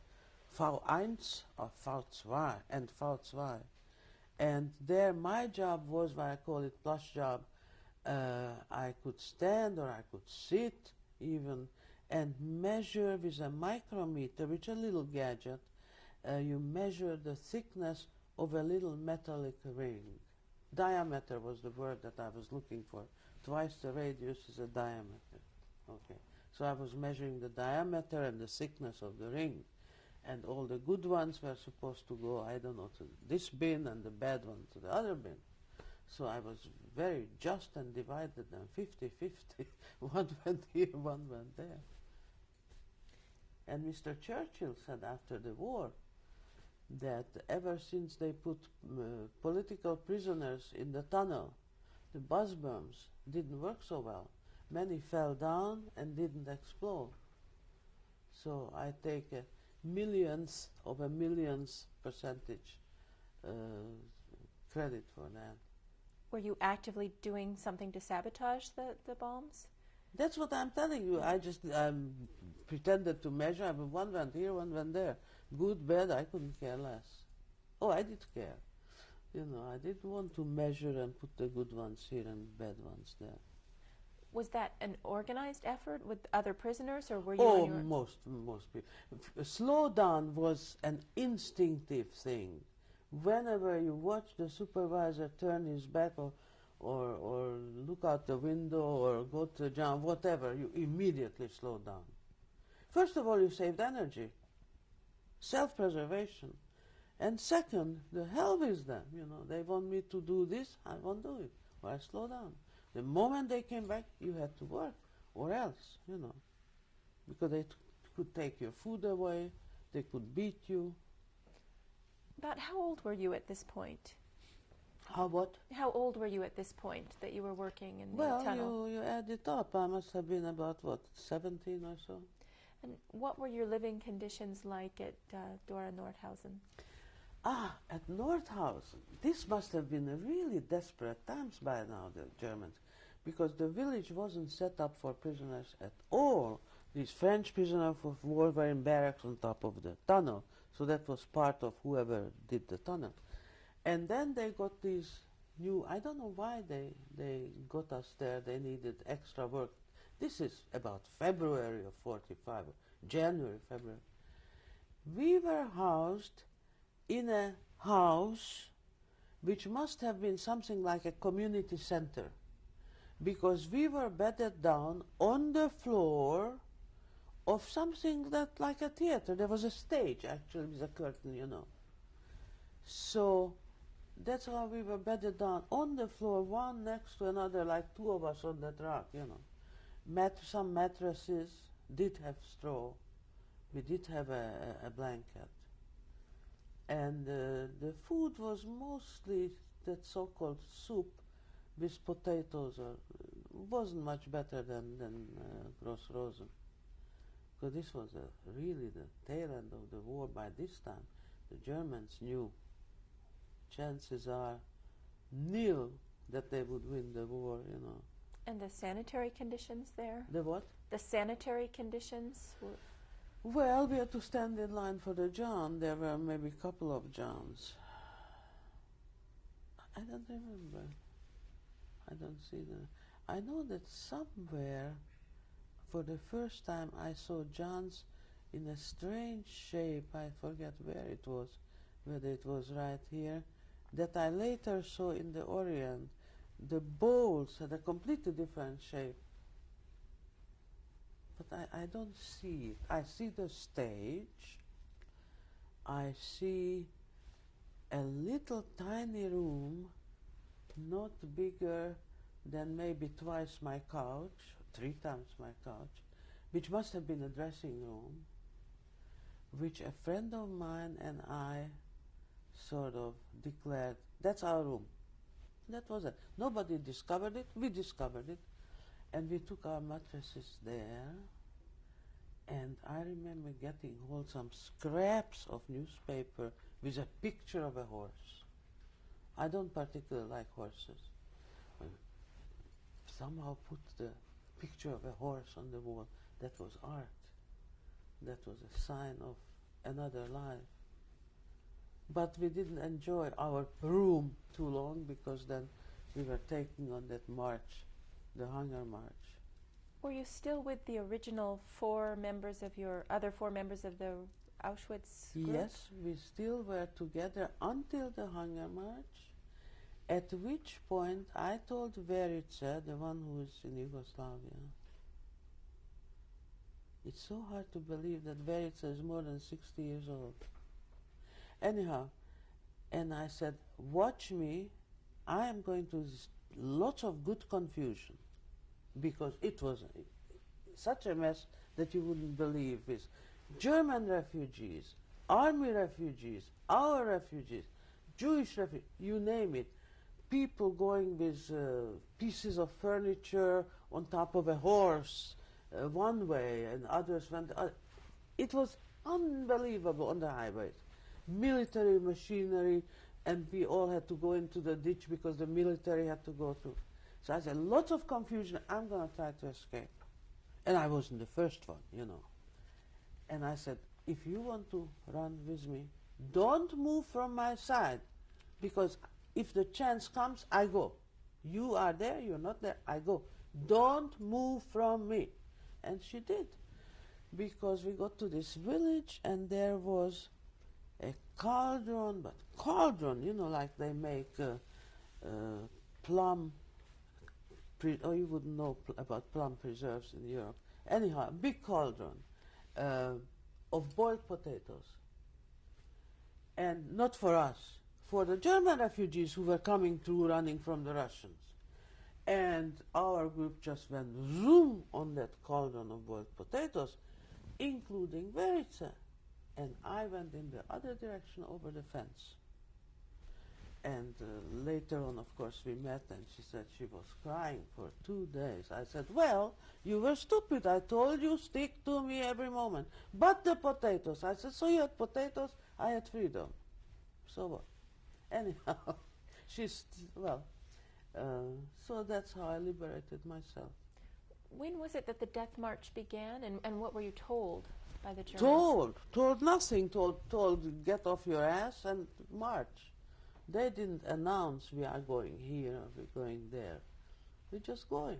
And when was this? So this must have been March 1945, but what day of March, I don't know. What a shame that I don't know.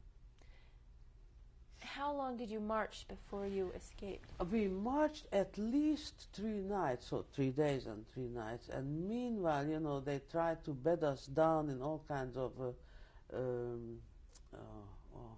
what they call those big houses for the hay. Oh, come on. I usually am not at loss for words.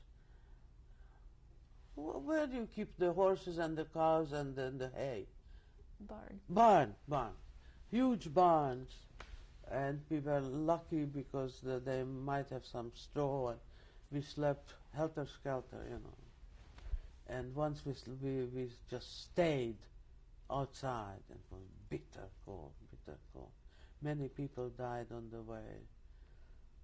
Were you with, at that point, just political prisoners or all kinds of people? By that time, we were so mixed that, and we didn't ask, who are you? And out of Auschwitz, we no longer had triangles.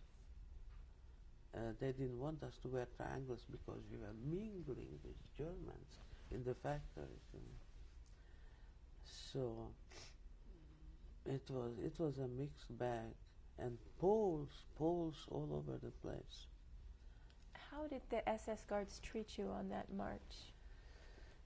Roughly, and of course the worst treatment came to those who couldn't march anymore, and they would sit down and the crowd would continue, and those who stayed behind were shot. We heard the shots.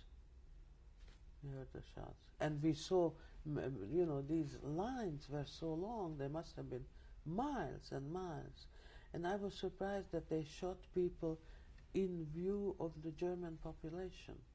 And there were people to the right, to the left, dead horses, dead people, and you didn't know whether they are German refugees or whether they are Jews or whether they are just one of us.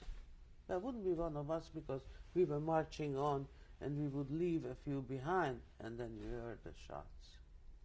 And no food. And you can barely walk. Miserable shoes. Most shoes were too big or too small. What were you wearing? I don't know, some kind of, I'm sure it wasn't those damn black shoes anymore. I have no idea.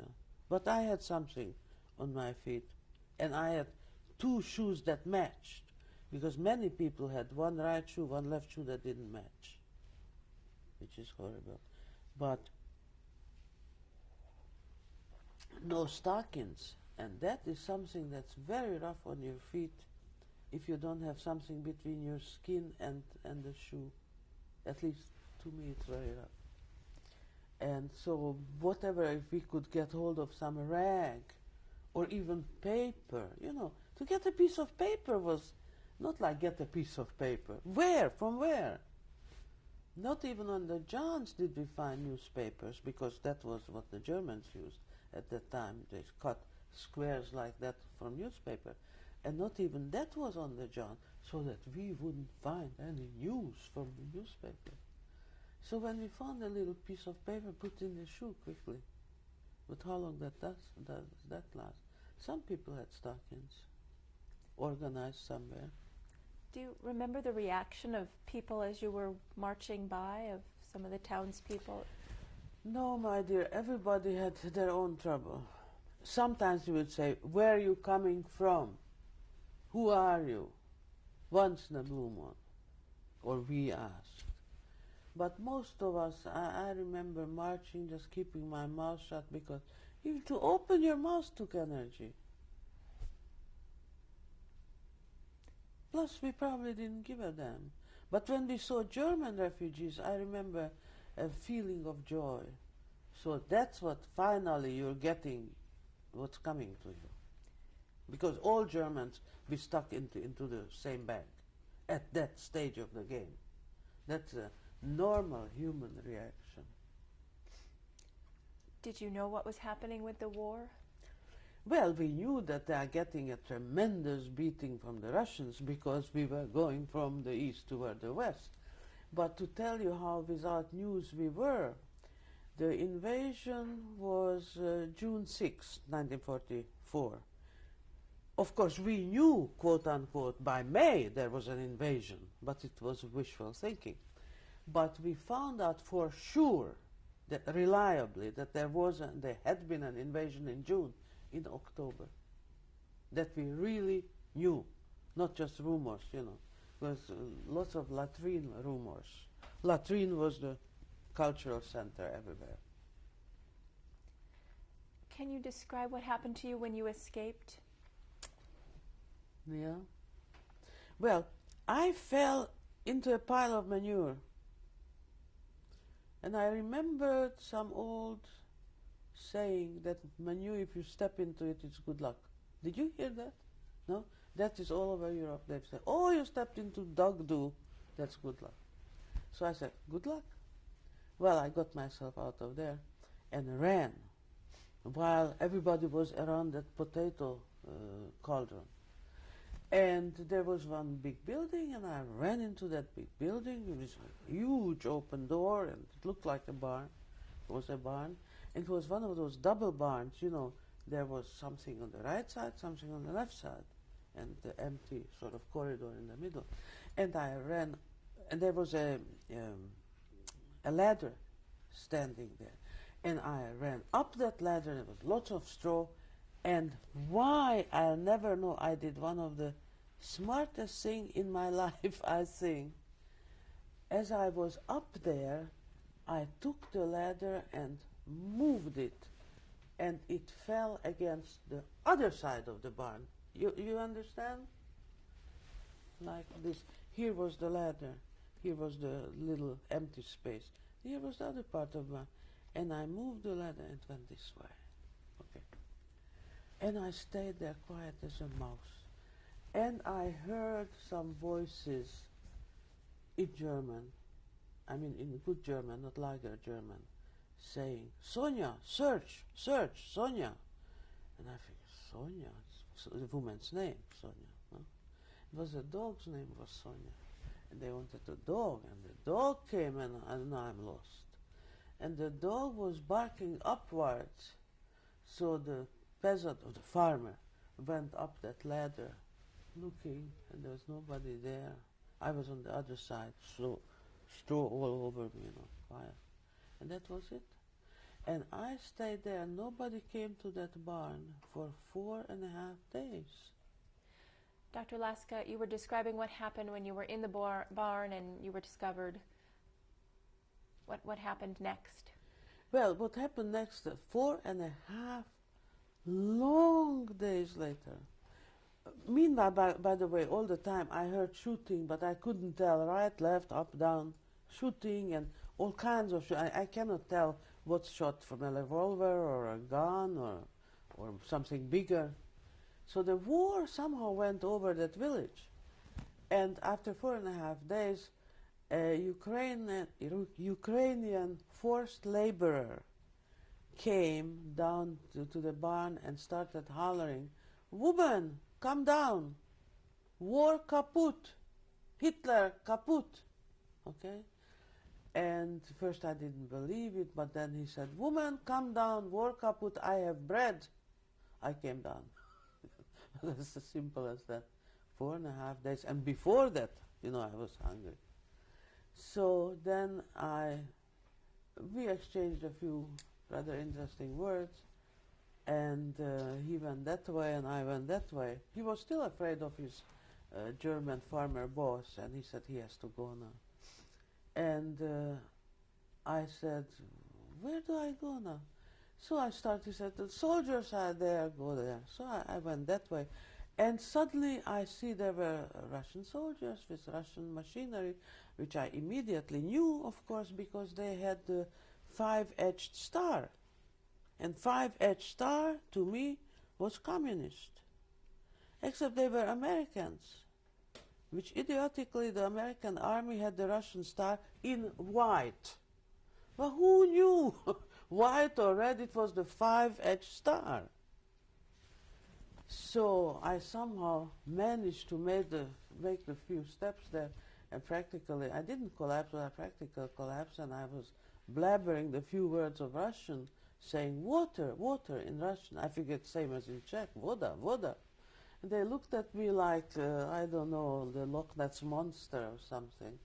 So that's how I liberated myself, or that's how the Americans liberated me, if you wish. Do you have any idea where you were, what the nearest town was? No, unfortunately. And every time I think of that, I could kick myself. Well, this was in a meadow, but I don't know next to what village. Next to that village where I ran away from the potato, from the boiled potatoes. That American officer was eating a beautiful red apple. And I just grabbed it practically from his mouth. He looked strangely. That was his first encounter. And then later on we talked, and he said, "I didn't know that women were in concentration camps." So, New Yorker. Yeah, time. Okay. What was your medical condition like at that point? Medical? Yeah, what were you physically? Well, I weighed about 90 pounds. I rattled when I walked on the bones.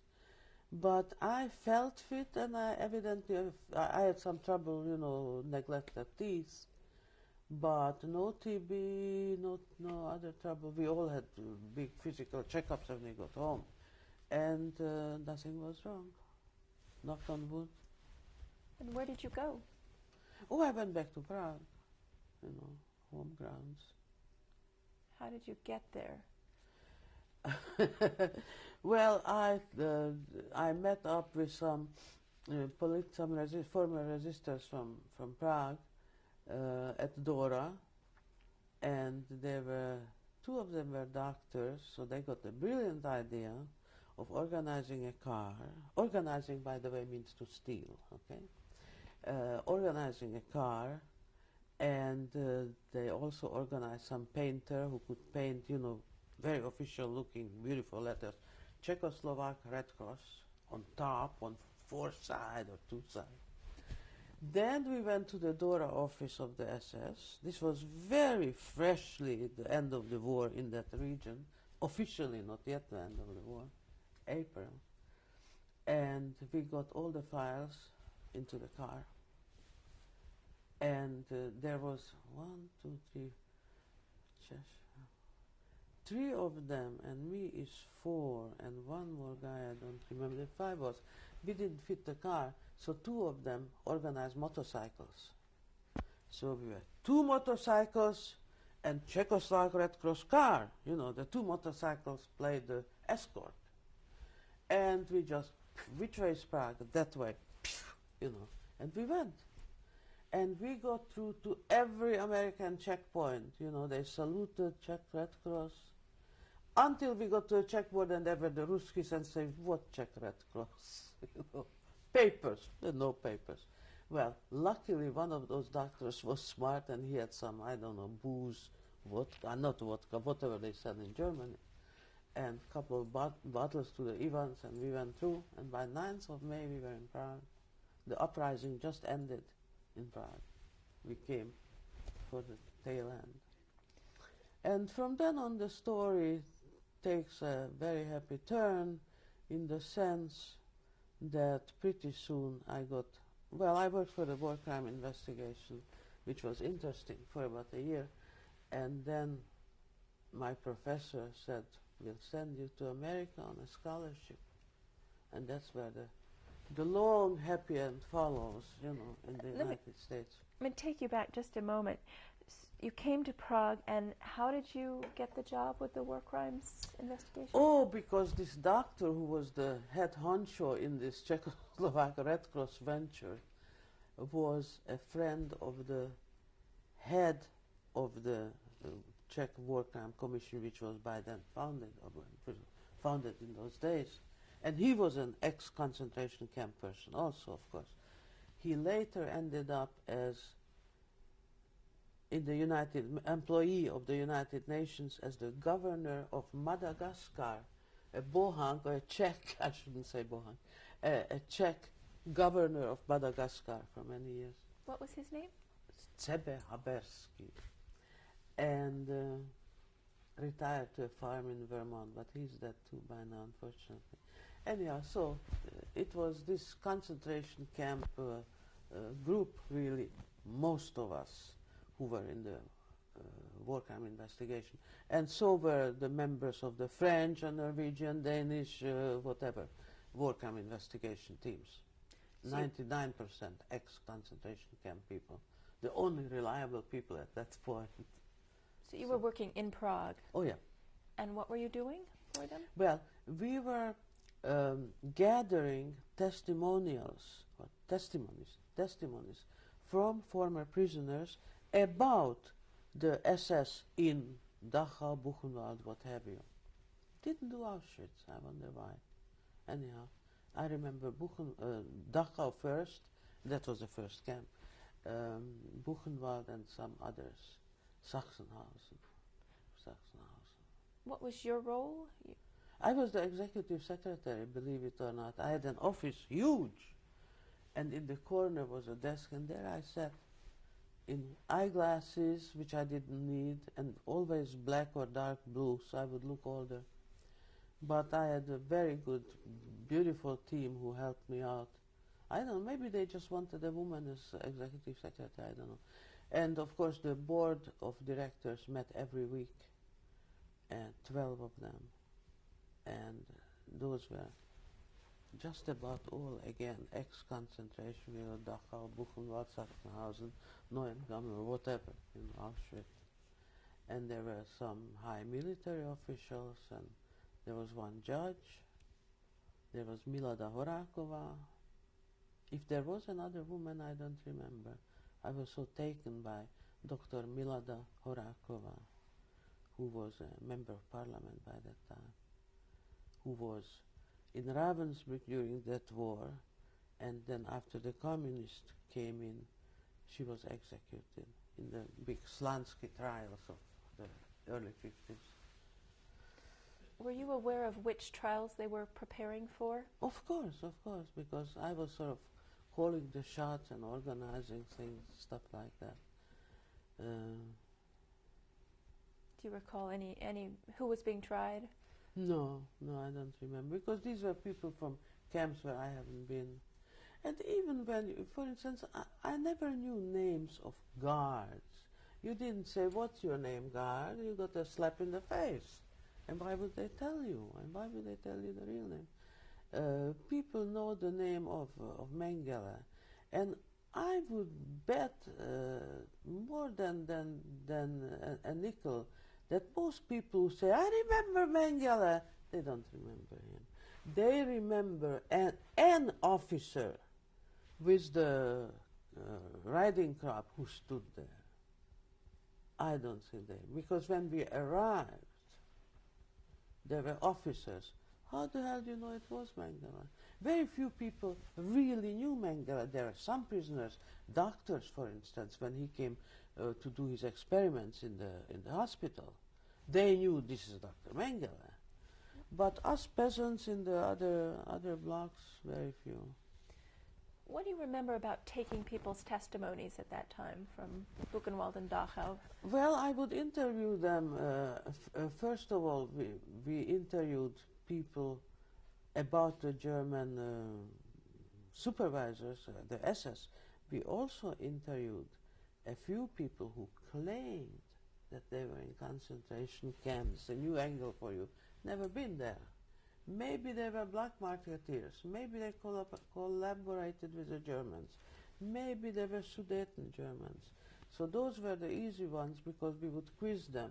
Oh yeah, you were in Dachau, and I had a plan of Dachau with all the numbers of the blocks and how many yards and so on. And which block were you in? And what was your number? And who was in the next block? And what happened on Thursday, January 5th, you know? And so on. So that was one type, sort of detective work. And the others, oh, you know, you knew Supervisor Schultz? Okay, what do you know about Supervisor Schultz? He beat people. Did you see it? Yes, I saw it. When was it? How did he beat him? Did he step on the guy's neck? Did he throw him down? Okay, sign here. You know, that was that type of interview. Who were most of the people you were talking to? Were they also fellow political prisoners? Well, some were, because they were the ones who were in Dachau and Sachsenhausen and so on. We had a separate group of the students, you know, who were mostly in Sachsenhausen, but also transferred. And then this was typed up. At that time, everything was no dictaphones, everything. Take notes, and usually with me somebody else also taking notes, so then we put two notes together. And then we had secretaries who typed it up, and the guy had to either wait or come back, sign it, notarize it, because this is Europe, you know, everything had to be notarized. And then we sent it wherever we sent it, in Germany, where the trials were being prepared at that time. We had files this high. And then I left for America after a year. So you were also studying at the time, is that right? Yeah. Where were you studying? At Charles University. And how did you arrange to come to America? Oh, I didn't. My professors, bless their soul, decided that I should go to America for one reason, to study American history and bring it back to become an assistant in American history in order to balance out the new chair of Soviet history, which was by that time approved, you see. So it was sort of inner politics behind it. And so two of us were sent.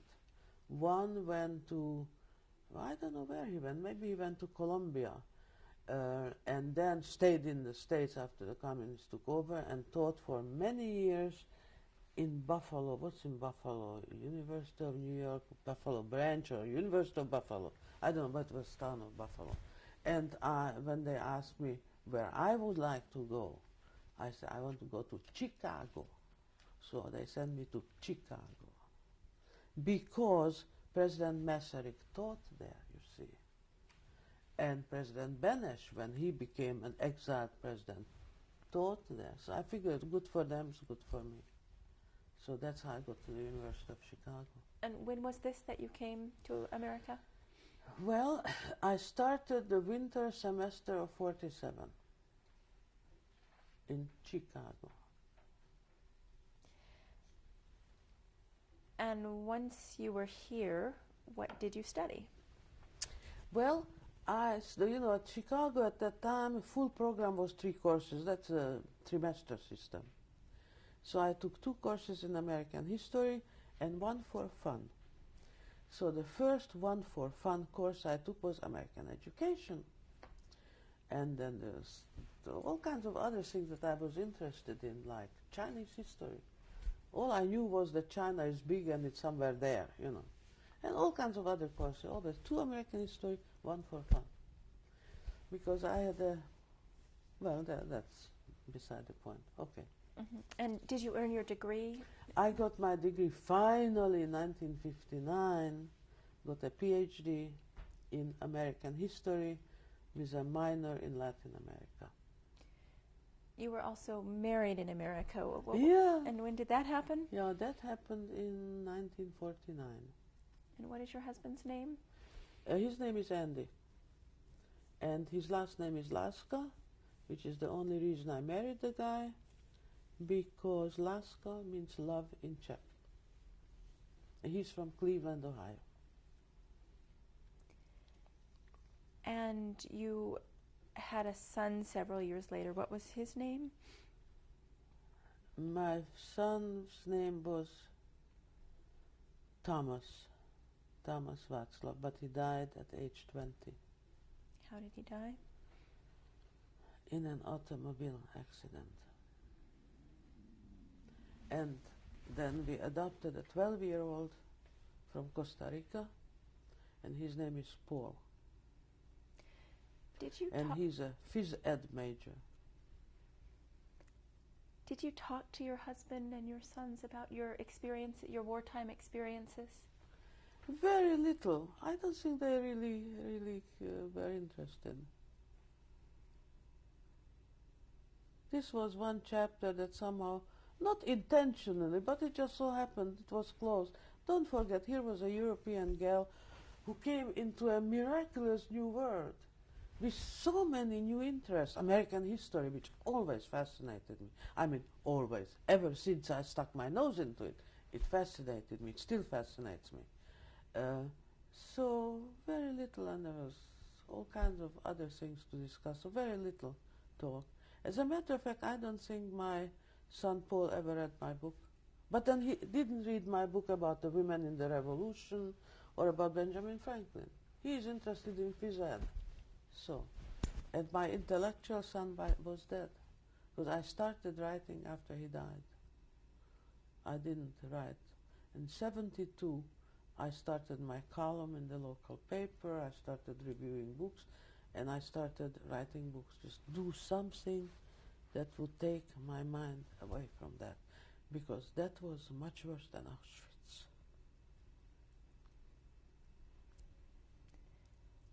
In the 1970s, you wrote a book about your war experience. What drove you to do that?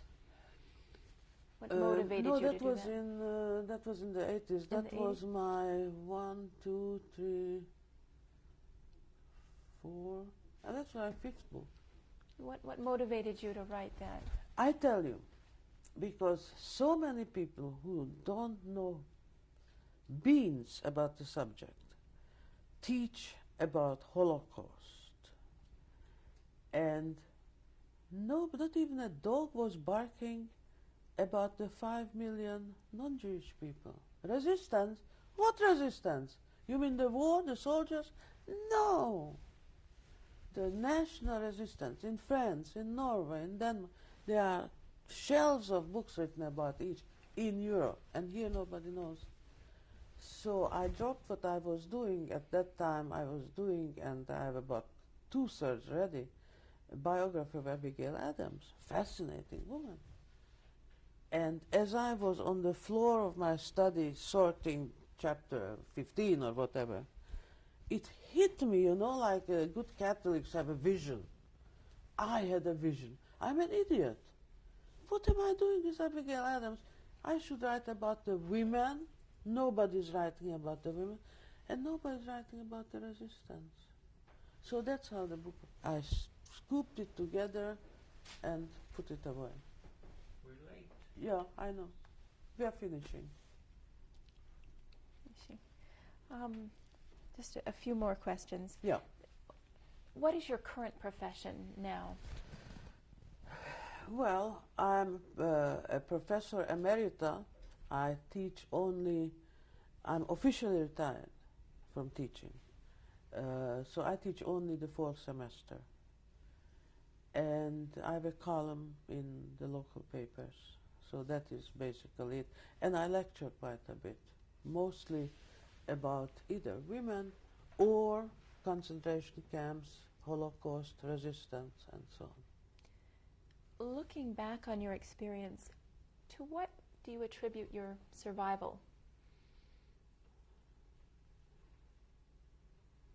it's a combination of healthy body, which I was blessed with at that time, good luck, without that nothing else, and in a way determination, in that order.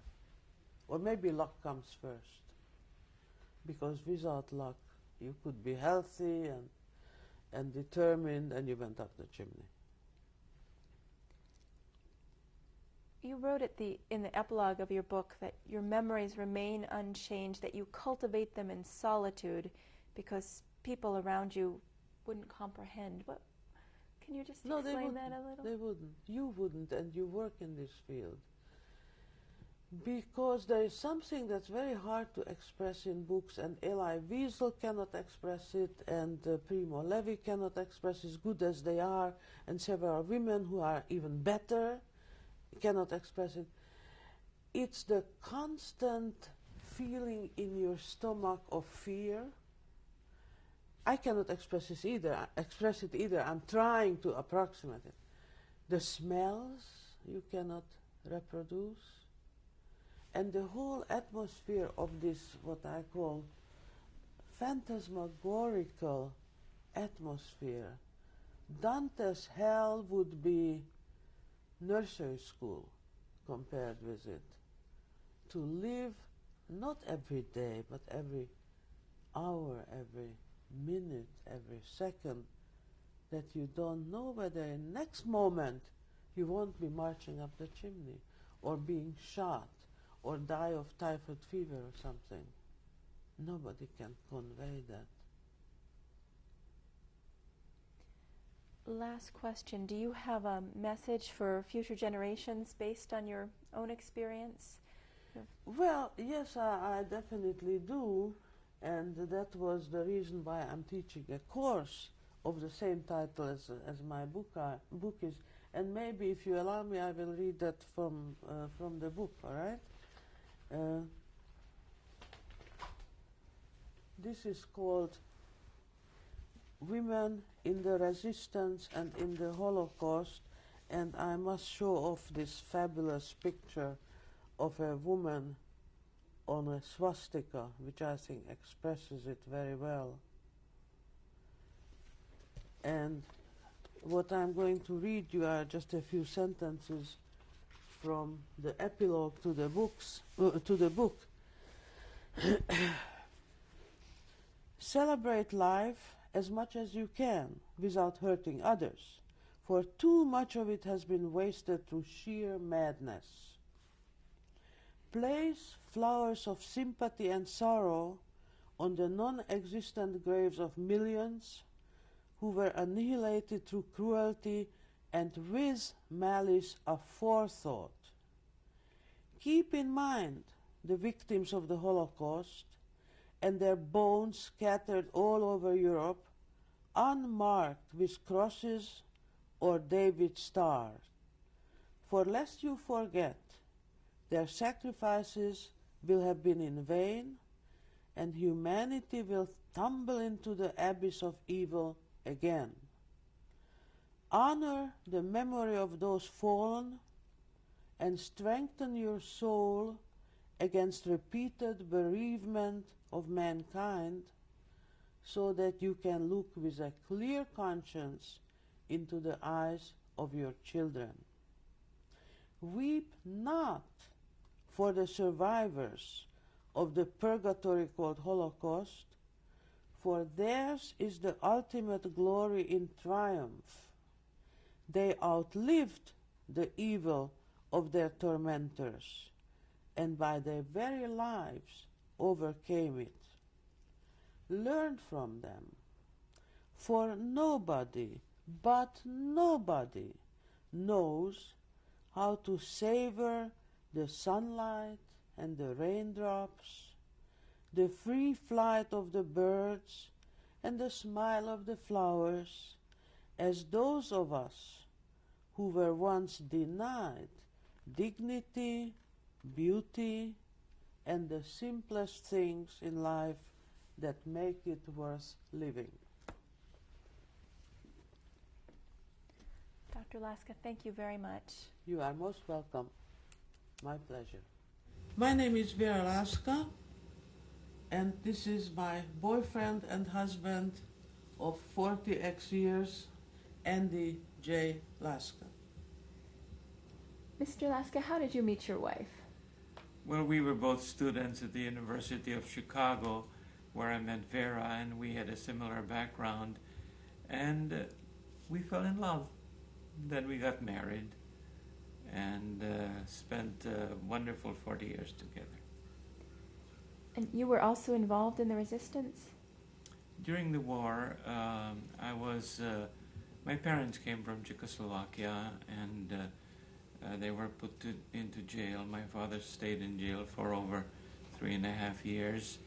I was 12 years old when me and my brother, when we were put into jail first, and then we were sent into a coal mine, and then I escaped from there and joined the resistance, where I was wounded twice, survived the war, and then left for the United States and Mexico, where my father was ambassador of Czechoslovakia.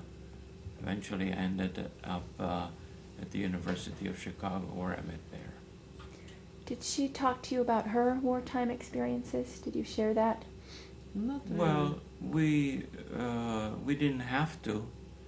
We both knew what it meant, and so it was not in great detail. Is there a message that you have for future generations based on your and her experiences in the wartime? I think that the world has to act before such wars happen again, or before countries start killing each other. And the United States is the only country that has the power to do that. And I'm hoping that with Madeleine Albright as our Secretary of State today, that she will induce such attitudes and that we will agree with them and do it. Thank you very much. You're most welcome. Go ahead. Well, this is a charm bracelet which has all kinds of souvenirs of my happier life after the camps, but the reason why you're seeing it is this ring here.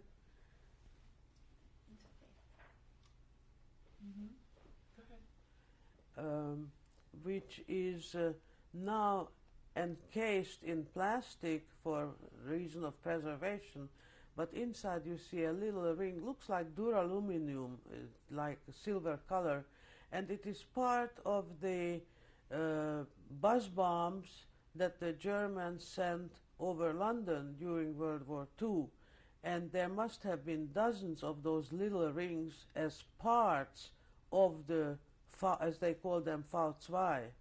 And at the concentration camp annex of the tunnel at Nordhausen, Dora, my job was measuring these rings by the hundreds with a micrometric screw.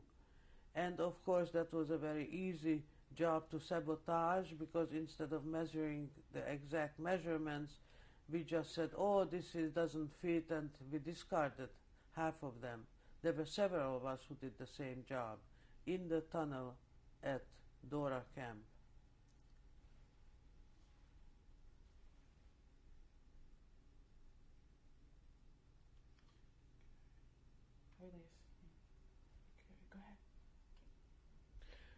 This is a photograph, believe it or not, of myself in 1945, very serious.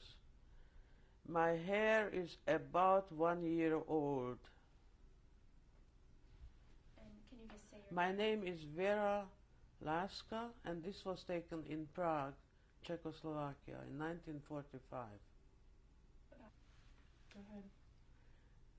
My name is Vera Laska, and here are two of my literary children related to the Holocaust.